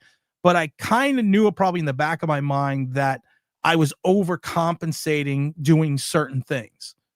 And because of the fact that I was not 100% confident in my knee. So when you do that, the first thing you do is, you kind of limp a little, you kind of favor your leg. You kind of rely more on your, some different types of motions, and you kind of rely a little bit more on your healthy leg. Well, the problem was I was overcompensating, which more than likely caused the second ACL. Because of the fact that my thought process was, I thought I was ready to rock and roll. But to James's point, I hadn't really gone through, full contact. And then as soon as I went through full contact, you always get it. Anytime if anyone's ever been really hurt playing football, it's the worst feeling in the world to lay on that field knowing that you're hurt and knowing that you're hurt bad. I mean, I never had an extensive football career, but I did break my leg in high school football. Worst part of it was the kid was on my own team. He dived to miss a tackle and hit me right in the tibia, snapped it. It happens a lot. It happens a lot. And happens a lot. Like even just in high school, like that feeling of laying on the field, it's like, well, there goes the rest of the season, man. And for high school athletes that don't go on to college, that's pretty devastating, because you just miss out on a whole year of football. So and I'm wondering, what is Andrew Thomas's contract situation? Like, when is he eligible to be either traded or released? Because if he gets hurt again, what would that be? Like 2 years of football missed? Andrew Thomas is just going into his extension. Okay. So you wouldn't really be able to trade Andrew Thomas. I would say probably 26. You wouldn't be able to start trade. Here's the problem. This is what kills me with Joe Schoen. And this is why I keep saying this over and over again. He didn't stagger the contracts. Didn't he extend Dexter at the same time? He extended Dexter at the same time. The dead cap space for Andrew Thomas this year is $44 million. Next year, if we got rid of him or if we traded him, is $36 million. You wouldn't be able to get rid of Andrew Thomas until 2027, where it's going to be $13 million dead cap number, 2028, which is $6 million. So him not staggering people forget he is coming off and going into that extension now. So his dead cap number is gonna skyrocket for the next couple of years. So you really couldn't move on to him until like 2027 without financially strapping the team. Fun fact, because I just popped this in. Tim, you know this. Mr. Wright, this is for you because this affects you. And all you guys in the chat, do you know that the hard knocks for this season does not start until December? Oh, Did you know shit. that, So Mr. it's going Wright? to be playoff Hard Knocks. Yes. Well, for you it will be. For you it will be. For us, But for the rest of us, Hard Knocks. do you guys understand? Because I just looked this up the other day when I was talking to my brother. But do you understand how crazy that's going to look to start Hard Knocks in December? And they're going to be focusing all the teams like Philly, Washington, maybe even Dallas, who are looking to the playoffs. What are they going to talk about with us? Just some food for thought for later. The But the Daboll Hard getting Knocks does not fired start till episode is going to December. be pretty fun. The Daboll getting fired episode, if they release that, will be a pretty good one because I bet he's going to blow a gasket. December. Big Dash says, Tim, bingo. If he does play him early and get him out of there. Play him early, get him out of there. Build him continuity. You got a long season. We're only 2 games into the season. We have Holy crap. We have 15 other games. Holy crap. We haven't even had our home game yet until tonight. Oh my God. Big Dash, I saw you had a guest on the other day. I thought you didn't have guests on. I'm not bitter, motherfucker. No, I'm just kidding. Got me swearing off. Old Tim is coming back. Oh my God. Go subscribe to Big Dash. Slider is trying, man. Slider. Do you think that Tim is the greatest giant content creator that ever lived? Yeah, he's awesome. I wish we could be on every single day. Oh, thank you, Slider. I mean, thanks, Slider. Slider's having technical difficulties. I was trying to get him on so he could say happy birthday to James. Big Greg says, took a year to work after a fractured ankle. Yeah, it does, man. I mean, like I said, people don't understand injuries. It's the last 4 weeks of the season. Oh, okay. Hard Knocks is going to be. It's going to be all about Jackson Dart on Hard Knocks. I was going to say, but Dash, our season's over by then. Like, his point is it's going to be all about Jackson Dart. Oh, right. Copy. All right, copy. It's literally all going to be about Jackson Dart. Jackson Dart, Abdul Carter, and Cam Scabito, the Aura trio. The aura. It's all about aura. Slider said, messed up my ankle and at times knee pain. Yeah, that's the thing. Because like I said, when you have one part of your body injured, you automatically overcompensate. And that's just life because of the fact that either you're in pain, because that's usually the situation, you're in pain, or you're afraid to put full pressure on the injured portion of your body, which leads you that it's like anything else. A lot of times with people, if you hurt, it's always weird because people be like, well, you know what, I hurt my knee, but my back hurts. Well, because now when you're walking differently and you're putting stress like on your lumbar support and the lower portion of your back, which is causing you now to have a back injury. So like we've said with Dash, you need to pick his spots, play him early, and then, like I said, get him out. Because you don't want to put him in any situation where he could be the factor for offsides, a holding penalty, a potential to give up a loss for yards. It's the same thing with the Jackson Dart thing, which just drives me fucking insane. Yeah, I understand you want to get him some game snaps, but you ran the same formation twice. You ran the same. They better not do that tonight. And I kept telling you, basically what they ran was a trap play. And people that missed it earlier, and the trap play is they set it up earlier in the game with Russell Wilson. Russell Wilson gained 4 yards. They ran with Cam Scatterbo in the backfield. They brought in a couple series later, Cam Scatterbo and Jack Start in the same play. The defense on the trap play is basically what they refer to as a sucker play because you're trying to get the defense to go the opposite direction that you're going to. So basically what happened was they solved this play. They automatically assumed that Jackson Dart was going to run like Russell Wilson did, but instead he handed it off, opened up the entire middle of the field because he had the defense go in the opposite direction. They go back to it a series or two later. What happens? Dallas doesn't bite.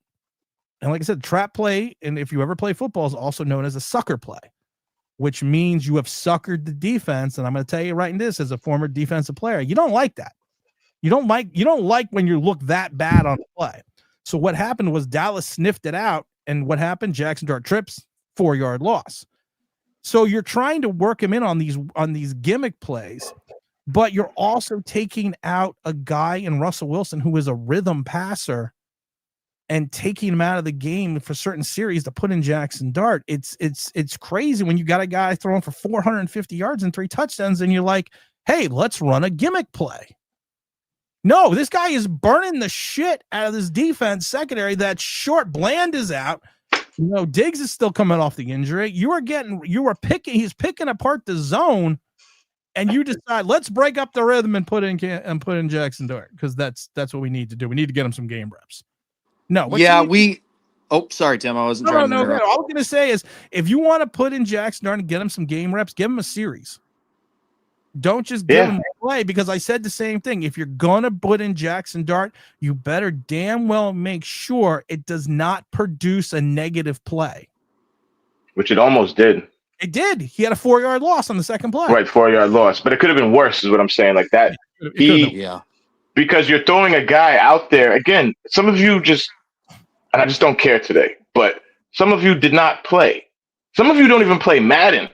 And it's like, you throw a guy out there, we're in the middle of a heated contest against a division rival on the road, and you're throwing a rookie out there. And again, I'm gonna give Jackson Dart some bail because he wants to come out here and be good. He has his looking ahead of his whole career. You throw him out there, he's gonna want to do something. He wants to have an impact. He wants any player, the coach puts you on the field, you could be like, yeah, I know I'm just supposed to stand here and hit this gap, but I want to do something extra to show that I'm worthy to being on the field. Oh, yeah. So in that play, the guy, like, we don't want to get him hurt. We don't need any super negative plays like a turnover. There's just the upside is not as good not as high as you would think it is for throwing a guy out there for a play. And any real offensive coordinator would know that, Kafka.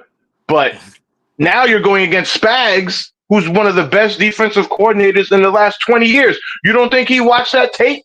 You don't think he's preparing him for, well, they may throw the dart out there. Just be prepared for that. Like, yeah, wait, Slider wants to say something. Tim is always right, so let's just make sure that we understand that he's always right, and let's just make sure that you go to FanDuel.com, the #1 sportsbook all in America, where the Giants right now are 5.5-point underdogs. Well, Slider, thank you so much for coming in with that. Slider, you were in the black hole there. James, just to build off your point, buddy. You guys remember the 2020 season with Jalen Hurts and the special packages we had for him? Of course. That shit doesn't work. It doesn't work because one or two things happen. You get a positive play, and the fan base starts calling for the rookie. You get a negative play, and you look like a total idiot, and it hurts the rookie's confidence. Yep. Or a neutral result happens, in which case, the thing Tim suggested, you just lose offensive rhythm. Yeah, there's no benefit to doing the half-assed package approach. It's just terrible. I saw them do it with Hurts, and by the end of the year, he started the last 3 games. Because eventually, if the rookie's producing more positive plays, you have to put him in. If he's producing more negative plays, it stunts his development, and you stunt your whole offense by running a gimmick play if it doesn't work. So I agree with you guys on not throwing Dart into the fire for no reason.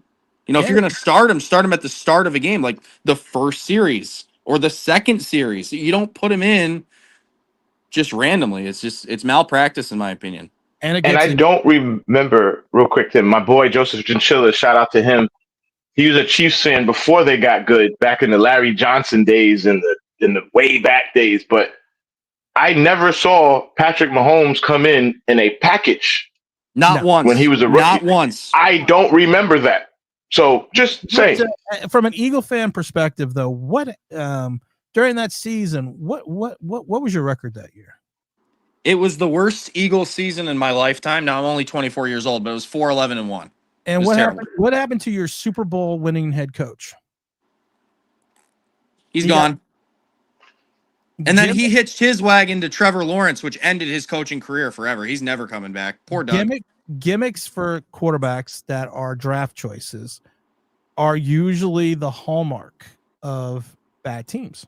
Especially because Hurts was a second-round pick, and we were so desperate for production. We were putting him in over the $33 million man, who at the time had the largest cap hit in recorded history when he signed the contract. Yeah. And I think that is a fundamental difference between the Eagles organization and an organization like the Giants, though.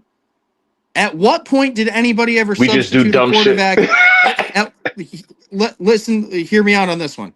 At what point in the last 6 years of Giants football did they put in another quarterback other than Daniel Jones to try to run a gimmick play or anything to put the heat on him or even to improve the offense. They didn't want to take away from Daniel Jones's continuity. They didn't want to take away from Oh, but it's fine to take away from Russell Wilson's continuity and his rhythm, even though he's a much better quarterback than Jones. Don't get me started, right? You're going down a rabbit hole I don't want to go down today. Don't do that. I just want to talk, because we do have to get out of here because I don't feel that great. But one thing I do want to point out about that Eagles season in 2020, Howie knew it was time to move on. You went 13-3 in 17. Yep, you 17. You had then 2 consecutive seasons of 9-7. So you had winning records, two consecutive seasons with Doug Peters and a playoff win against the Bears. The playoff loss, Carson got hurt on the third play of the game. You're stealing my thunder. Shut up. Shut the fuck up. I'm trying to get to that. Jesus, this is why I don't have fucking people on. So, sorry. So you had 9-7. You had the playoff win. You had the bad loss where Carson Wentz got hurt. But then that next season, after 3 years removed from the Super Bowl, 2 winning seasons, still a playoff win, and you still made the playoffs 2 consecutive seasons. You go and win 4 games.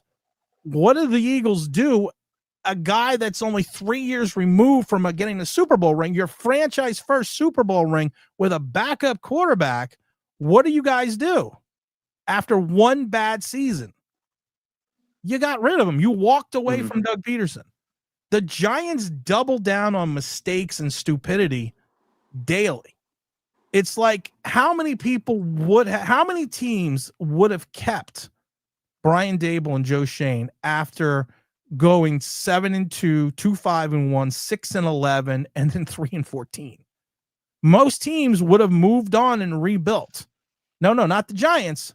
We have to double down on stupid like we did with Dave Gettleman and Joe Judge and Pat Shurmur. We're a franchise and this is why I said it before. We need to take a step back, let football people run this shit show. And when things are bad and they're bad, and the rest of every Giant fan was like, the aura. And I went to every training camp except for 2 practices. And yeah, it was nice. It felt different, yes. But they all talked about the aura. Oh, look at Cam Scatterbo ripping off 40-yard runs. Look at Tyrone Tracy doing that 70 yards off tackle. My dumb ass is sitting in the stands going, are they this good, the running backs? Or is our defense still this bad? There were plays in the second half, I mentioned before, where Wan'Dale Robinson, Malik Neighbors, and Darius Slayton were parking their asses in the middle of these zones with nobody around them. And I kept thinking to people, you can't do this against a quality quarterback that understands how to read a zone defense and will take advantage of what you give them. I give a great example. There was a play where Wan'Dale Robinson was so wide open. He was on the sideline. I actually posted it. He was on the sideline. He was so wide open during training camp. He's waiting for the ball. It took the ball so long to get to him. Dane Belton literally came out from 15 yards the opposite direction across the field to cut in front of Wan'Dale and intercept the pass. But that's how much time Wan'Dale had just sitting there in this zone. So my question is always this: we over-evaluate things, we overlook things, but the problem is this: we look at stuff from this lens that we don't want to see. I was about to say, fuck the police, but I'm sorry. Coming straight from Sorry. Coming straight from the underground. All right. But to my point, we over-evaluate stuff. We don't look a lot of times with this team. I don't think we look ahead. And you see organizations, and I hate the Eagles, not as a franchise, but I hate the Eagles as an ownership because they understood, listen, we just won a Super Bowl 3 seasons ago. We've been to the playoffs the last 2 consecutive years. We have a head coach who is a god here for getting us our first Super Bowl ring. He goes 4-11, 4-11-1. We're going to fire him because it's time to move on. The Giants, what we would do is we would do a Coughlin and give him 3 more seasons. That's not how you win, and that's not how you win. in the NFL anymore. And I think till the Giants figure that out, we're always going to be where we're at. To that point, Doug was fired in week 2, in my opinion, when he played for the tie against a rookie Joe Burrow. So he knelt. He chose to run out the clock and kneel. What would have been like a 60-yard field goal attempt, and I was like, "Oh, you're playing for the tie in week 2. You're done. Like you're done. You're out of ideas. You're out of offensive creativity." And he had just kind of run his course. Not to mention, we gave up 68 sacks that year. Our great offensive line was not so great that year because of injury. We were playing guys like Brett Toth and Jack Driscoll as starters, and once you start Jack Driscoll, you are in a bad situation. So, listen, for a couple of years, we were envious of Jack Driscoll. We were like, how come we can't have a Jack Driscoll? I just like saying Blankenship. I just think that's a great football name. Blankenship is on the field. He's got the blanket. All right, guys, put in your scores right now. If you win, Honeypot almost won because I think he was off by a point. He was close. Honeypot was close. So put your score in. Make sure you have the score for who's going to win. And don't forget FanDuel, the mighty FanDuel, proud sponsors of Online Big Blue and New York Giants Straight Talk. 5.5-point dogs. The Giants are at home. If you win, you get the score right. We're going to give you the replica Eagles Super Bowl ring. Oh, shit. You didn't see Look at Wright's face. It's like, I don't even have one of those. Damn it. The best part.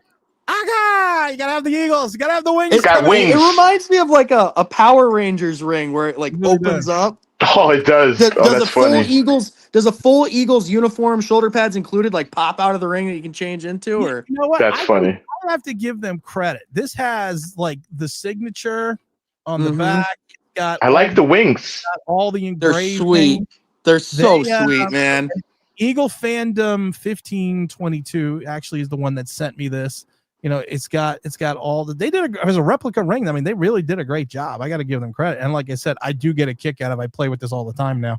That's what she said. You know, I'm literally sitting here all day going, you know, Power Morphin, this way, Mighty Morphin Power Rangers, go! Go, Power Oh my God. See, I may have like 3 sweatshirts, 4 t-shirts, 3 jerseys, and about 40 hats. I don't have a replica ring. I don't even have the replica ring from 2017. I remember getting the t-shirt from that Super Bowl, a hat, and then like some other gear, but I never got a replica ring. All right, not to put any pressure on you, and I don't want to lose my Megazord by giving up my ring, but if you predict the Eagles game score and get it right, I will send you this ring. No way. Pressure. I gotta come up with that right now, right? You have to come up with it right now. Okay, off the dome. Off the dome. 27-14. 27-14 Eagles win. I am going to write that in here, right here. I have a little, I'm lying. I'm not going to write. I'm going to text it to myself. So you said 27-14 Eagles. Mm-hmm. That's your score. Yes, sir. I have texted that to myself. If you win, if you get it right, and you have to be completely right, I will send you the replica Eagle. You're going to get the wings. Including the wings box. for right. There's a box. There's a box that comes with it. Not the one that spins. Listen, I have to admit, when I saw the Eagles ring ceremony, I was fucking shocked because, you know, they had these boxes. I don't know if anyone's seen it. And they literally opened the boxes, guys, and the ring is just doing this. It's spinning. I was waiting for like fly Eagles fly to come out of the box at the same time. I was like, okay, that's pretty fucking dope. My favorite moment from the ring ceremony was when Lori, Sirianni, and Howie lined up together in a row, and Howie and Lori are flexing. They have 2 rings, and Sirianni's got 1. Basically like a power move, like, hey, buddy, remember who's in charge here. It was funny. Mr. Taz, the other Eagle fans, oh my dude, we're going to run the ball. You can't score like that with this high at stakes. Well, I don't think so, because you're going to run the ball with Saquon Barkley. So anytime you put the ball in Barkley's hand, that could be 6. Well, I'm thinking the pass game has to improve or we're not a legitimate Super Bowl contender. So I think we're going to air it out today. The Rams are starting Emmanuel Forbes, and A.J. Brown owns Emmanuel Forbes. He used to play for Hey, the Commanders. Hey, just remember though, the Rams played you tough in that snow last year. Oh yeah, I give And him. I was in I the give him snow. full credit. I don't want to seem disrespectful to the Rams. I just think a home 1:00 game. They're traveling across the country. I think it's their second road game in a row. I just like our chances. Like, and Sirianni, the dumbass that he is, according to majority of NFL fan bases, is 3-0 against McVay in the last 2 years. Real quick, because I know Tim's not feeling, but am I crazy as a I like Sirianni. I don't love him, but I don't think he's just dirtbag coach. Like I don't understand the hate that guy gets. I wish my coach was Nick Sirianni sometimes. But wait, we have to get in some serious business right here. First of all, the best Power Ranger was Tom. No, the best Power Ranger was Zach. Sorry. No, best Power Ranger. Power Rangers was mostly 90s, right? Yes.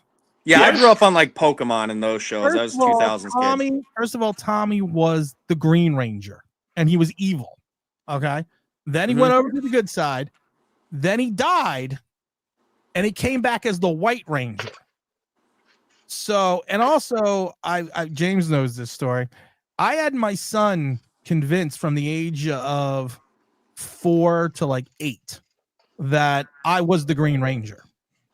So, because I would tell him, I would tell him I was the Green Ranger, and I had I have the whole belt thing, for the Green Ranger, and I also have the Green Ranger's sword. His flute. Yeah, you had the thing. Yeah. I had that, so I would hide it in my drawer, and I would tell myself, "Don't go in there." That's where my Power Ranger stuff is, and of course, being a kid, he would open the drawer. I'm like, and it plays that do do do do do do when you push the button and everything. So y'all know. Yeah, that's funny. The sword, did you have to turn it the right way just to open it? So he couldn't figure out how to open it. So it's like, yeah, you have to be the Green Ranger. Hey guys, my daughter's going to be born in a couple weeks. Do you think I convince her I'm Jalen Hurts?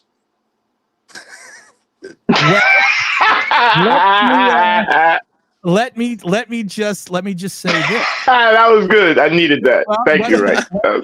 Let me just say this. Yes, because for those that do not know or are not aware, my other podcast, Get Off My Lawn: The Mad Ramblings of a Gen Xer, is up for an award, and it is which is a great podcast, by the way. If you haven't checked it out, this award is for being the best Black podcaster. All right. So listen, man. And I laugh. We focus too much on color. I laugh because I had to write these people back and say, while I am appreciative of the nomination for the award of the Black Podcaster of the Year, there may be a fundamental flaw in your thought process. Maybe not. Well, that could be it too. We're still. Maybe not. I mean, when I was in a similar situation. No, real quick, right? Let me get this joke off.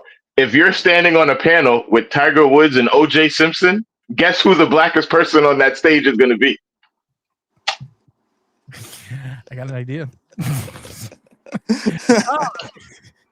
But I want to get to Mr. Taz. I really do have to get her. Mr. Taz, not to steal Mr. Wright's thunder, but would you like to guess the score of the Eagles-Ram game to win? Yeah, and you throw him in there too, and you can hold it over, Mr. Taz. Mr. Taz, you can hold it over Trenton when you win. Oh yeah, we got it. That's some Philly beef. We need that. Let's go.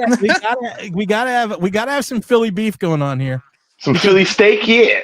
What's his score prediction? Has he put it in the chat yet? No, I asked him. This is for giving the Eagles game score. So, Mr. Taz, if you want to give the Eagle game score and you get it right, Trent, right? I haven't heard that one before. I know. I just figured you haven't. But here we go. He's going to put it 23-15. Mrs. Online Big Blue Secretary, I need you. Mrs. Online Big Blue Secretary wrote me a minute ago. She says, "Hello, this is your secretary. 27-14 Eagles win. You're welcome." So she's already done it, so look at that. Oh, okay. It's in stone now. So it is now official. So Mrs. Online Big Blue, if you could please put in for Mr. Taz 23-15. And that's going to be for the Eagles. We're gonna have a little Eagle competition. And if one of you guys comes close or wins, no, you have to win. But if one of you guys wins, I want either one of you to come back or both of you to come back. And Mr. Taz, you have to come online and you have to accept your award. You have to accept your ring. I will Get be the there. wings. Well, she put it in right here. She's already, it's already locked in. So we are good to go. All right, guys, listen, I got to get out of here. I want to thank the 119 people that are still hanging in there strong. We'll probably have a stream on Monday. So if we do the stream on Monday, that means we're not going to have a video because it's going to be a late night game. So the recap video will be the live stream at 11 a.m. on Monday. So make sure you stay tuned. That I want to thank Mr. Trenton Wright for coming in, the Eagle fan. We have James Williams. Happy belated birthday to Mr. Williams. Oh, it's your birthday, James? A couple of days ago, yeah. Oh, a happy birthday, man. Thank you, man. And shout out to Harold. Shout out to Harold Austin. Harold Austin. It's the birthday weekend for James. And just want you to know, Trenton, that Timothy is a good name for a girl. It's going to be Ruby, actually, but I'll consider that for the next girl. Timothy. I like that. Shout out to Ruby. Ruby Timothy Wright. She'll be here, I think 10 days from now. My wife's going to be induced, so 10 days. Be a dad pretty soon. Let's hope. Congratulations. Let's hope let's hope you can win her a Super Bowl ring, that her father's not such a loser, because he is an Eagle fan as well. But of course, we're always joking. We love having Trenton on. That's, like I said, we always tell people, Eagle fans, Dallas Cowboy fans, if you're an NFL fan, come on in. You know, Trenton, best sports show on YouTube. I appreciate that. Trenton always gives valuable insight, and like It is. I think it was very good insight today on the Kansas City Chiefs game. I personally do think the Giants are going to take this one 21-17. I know I predicted the Giants to win the last two games. I'm gonna go hopefully not 0-3. But I feel, James, I feel a 21-17 coming on here. I feel 28-27. 17-10? 17-10, Giants win. Malik Neighbors, last second touchdown, but this time they run out of time and they win the game. James, 28-27. Who? Giants. Darius Slayton, big touchdown, fourth quarter. This is like CBS NFL Network, man. This is like Howie Long and well, I guess James, you know, I don't want to say you have to be James Brown. Can I be Terry Bradshaw? You can be Terry Bradshaw. This is just like CBS Sports NFL. That's just the way we roll. I want to thank everyone for tuning in for as long as they did. Check out the live stream on Monday. Happy birthday to James. Happy soon to be Father's Day for Trenton as well. And as always, guys, like, subscribe, blah, blah, blah, whatever you want to do. If you don't want to do it, I don't care. But you know what? We always have fun. We're always having a good time. And as always, guys, I got to set the countdown timer, and I didn't do this because, you know, Damn it. I am professional here on the Believe Network. We're out of here.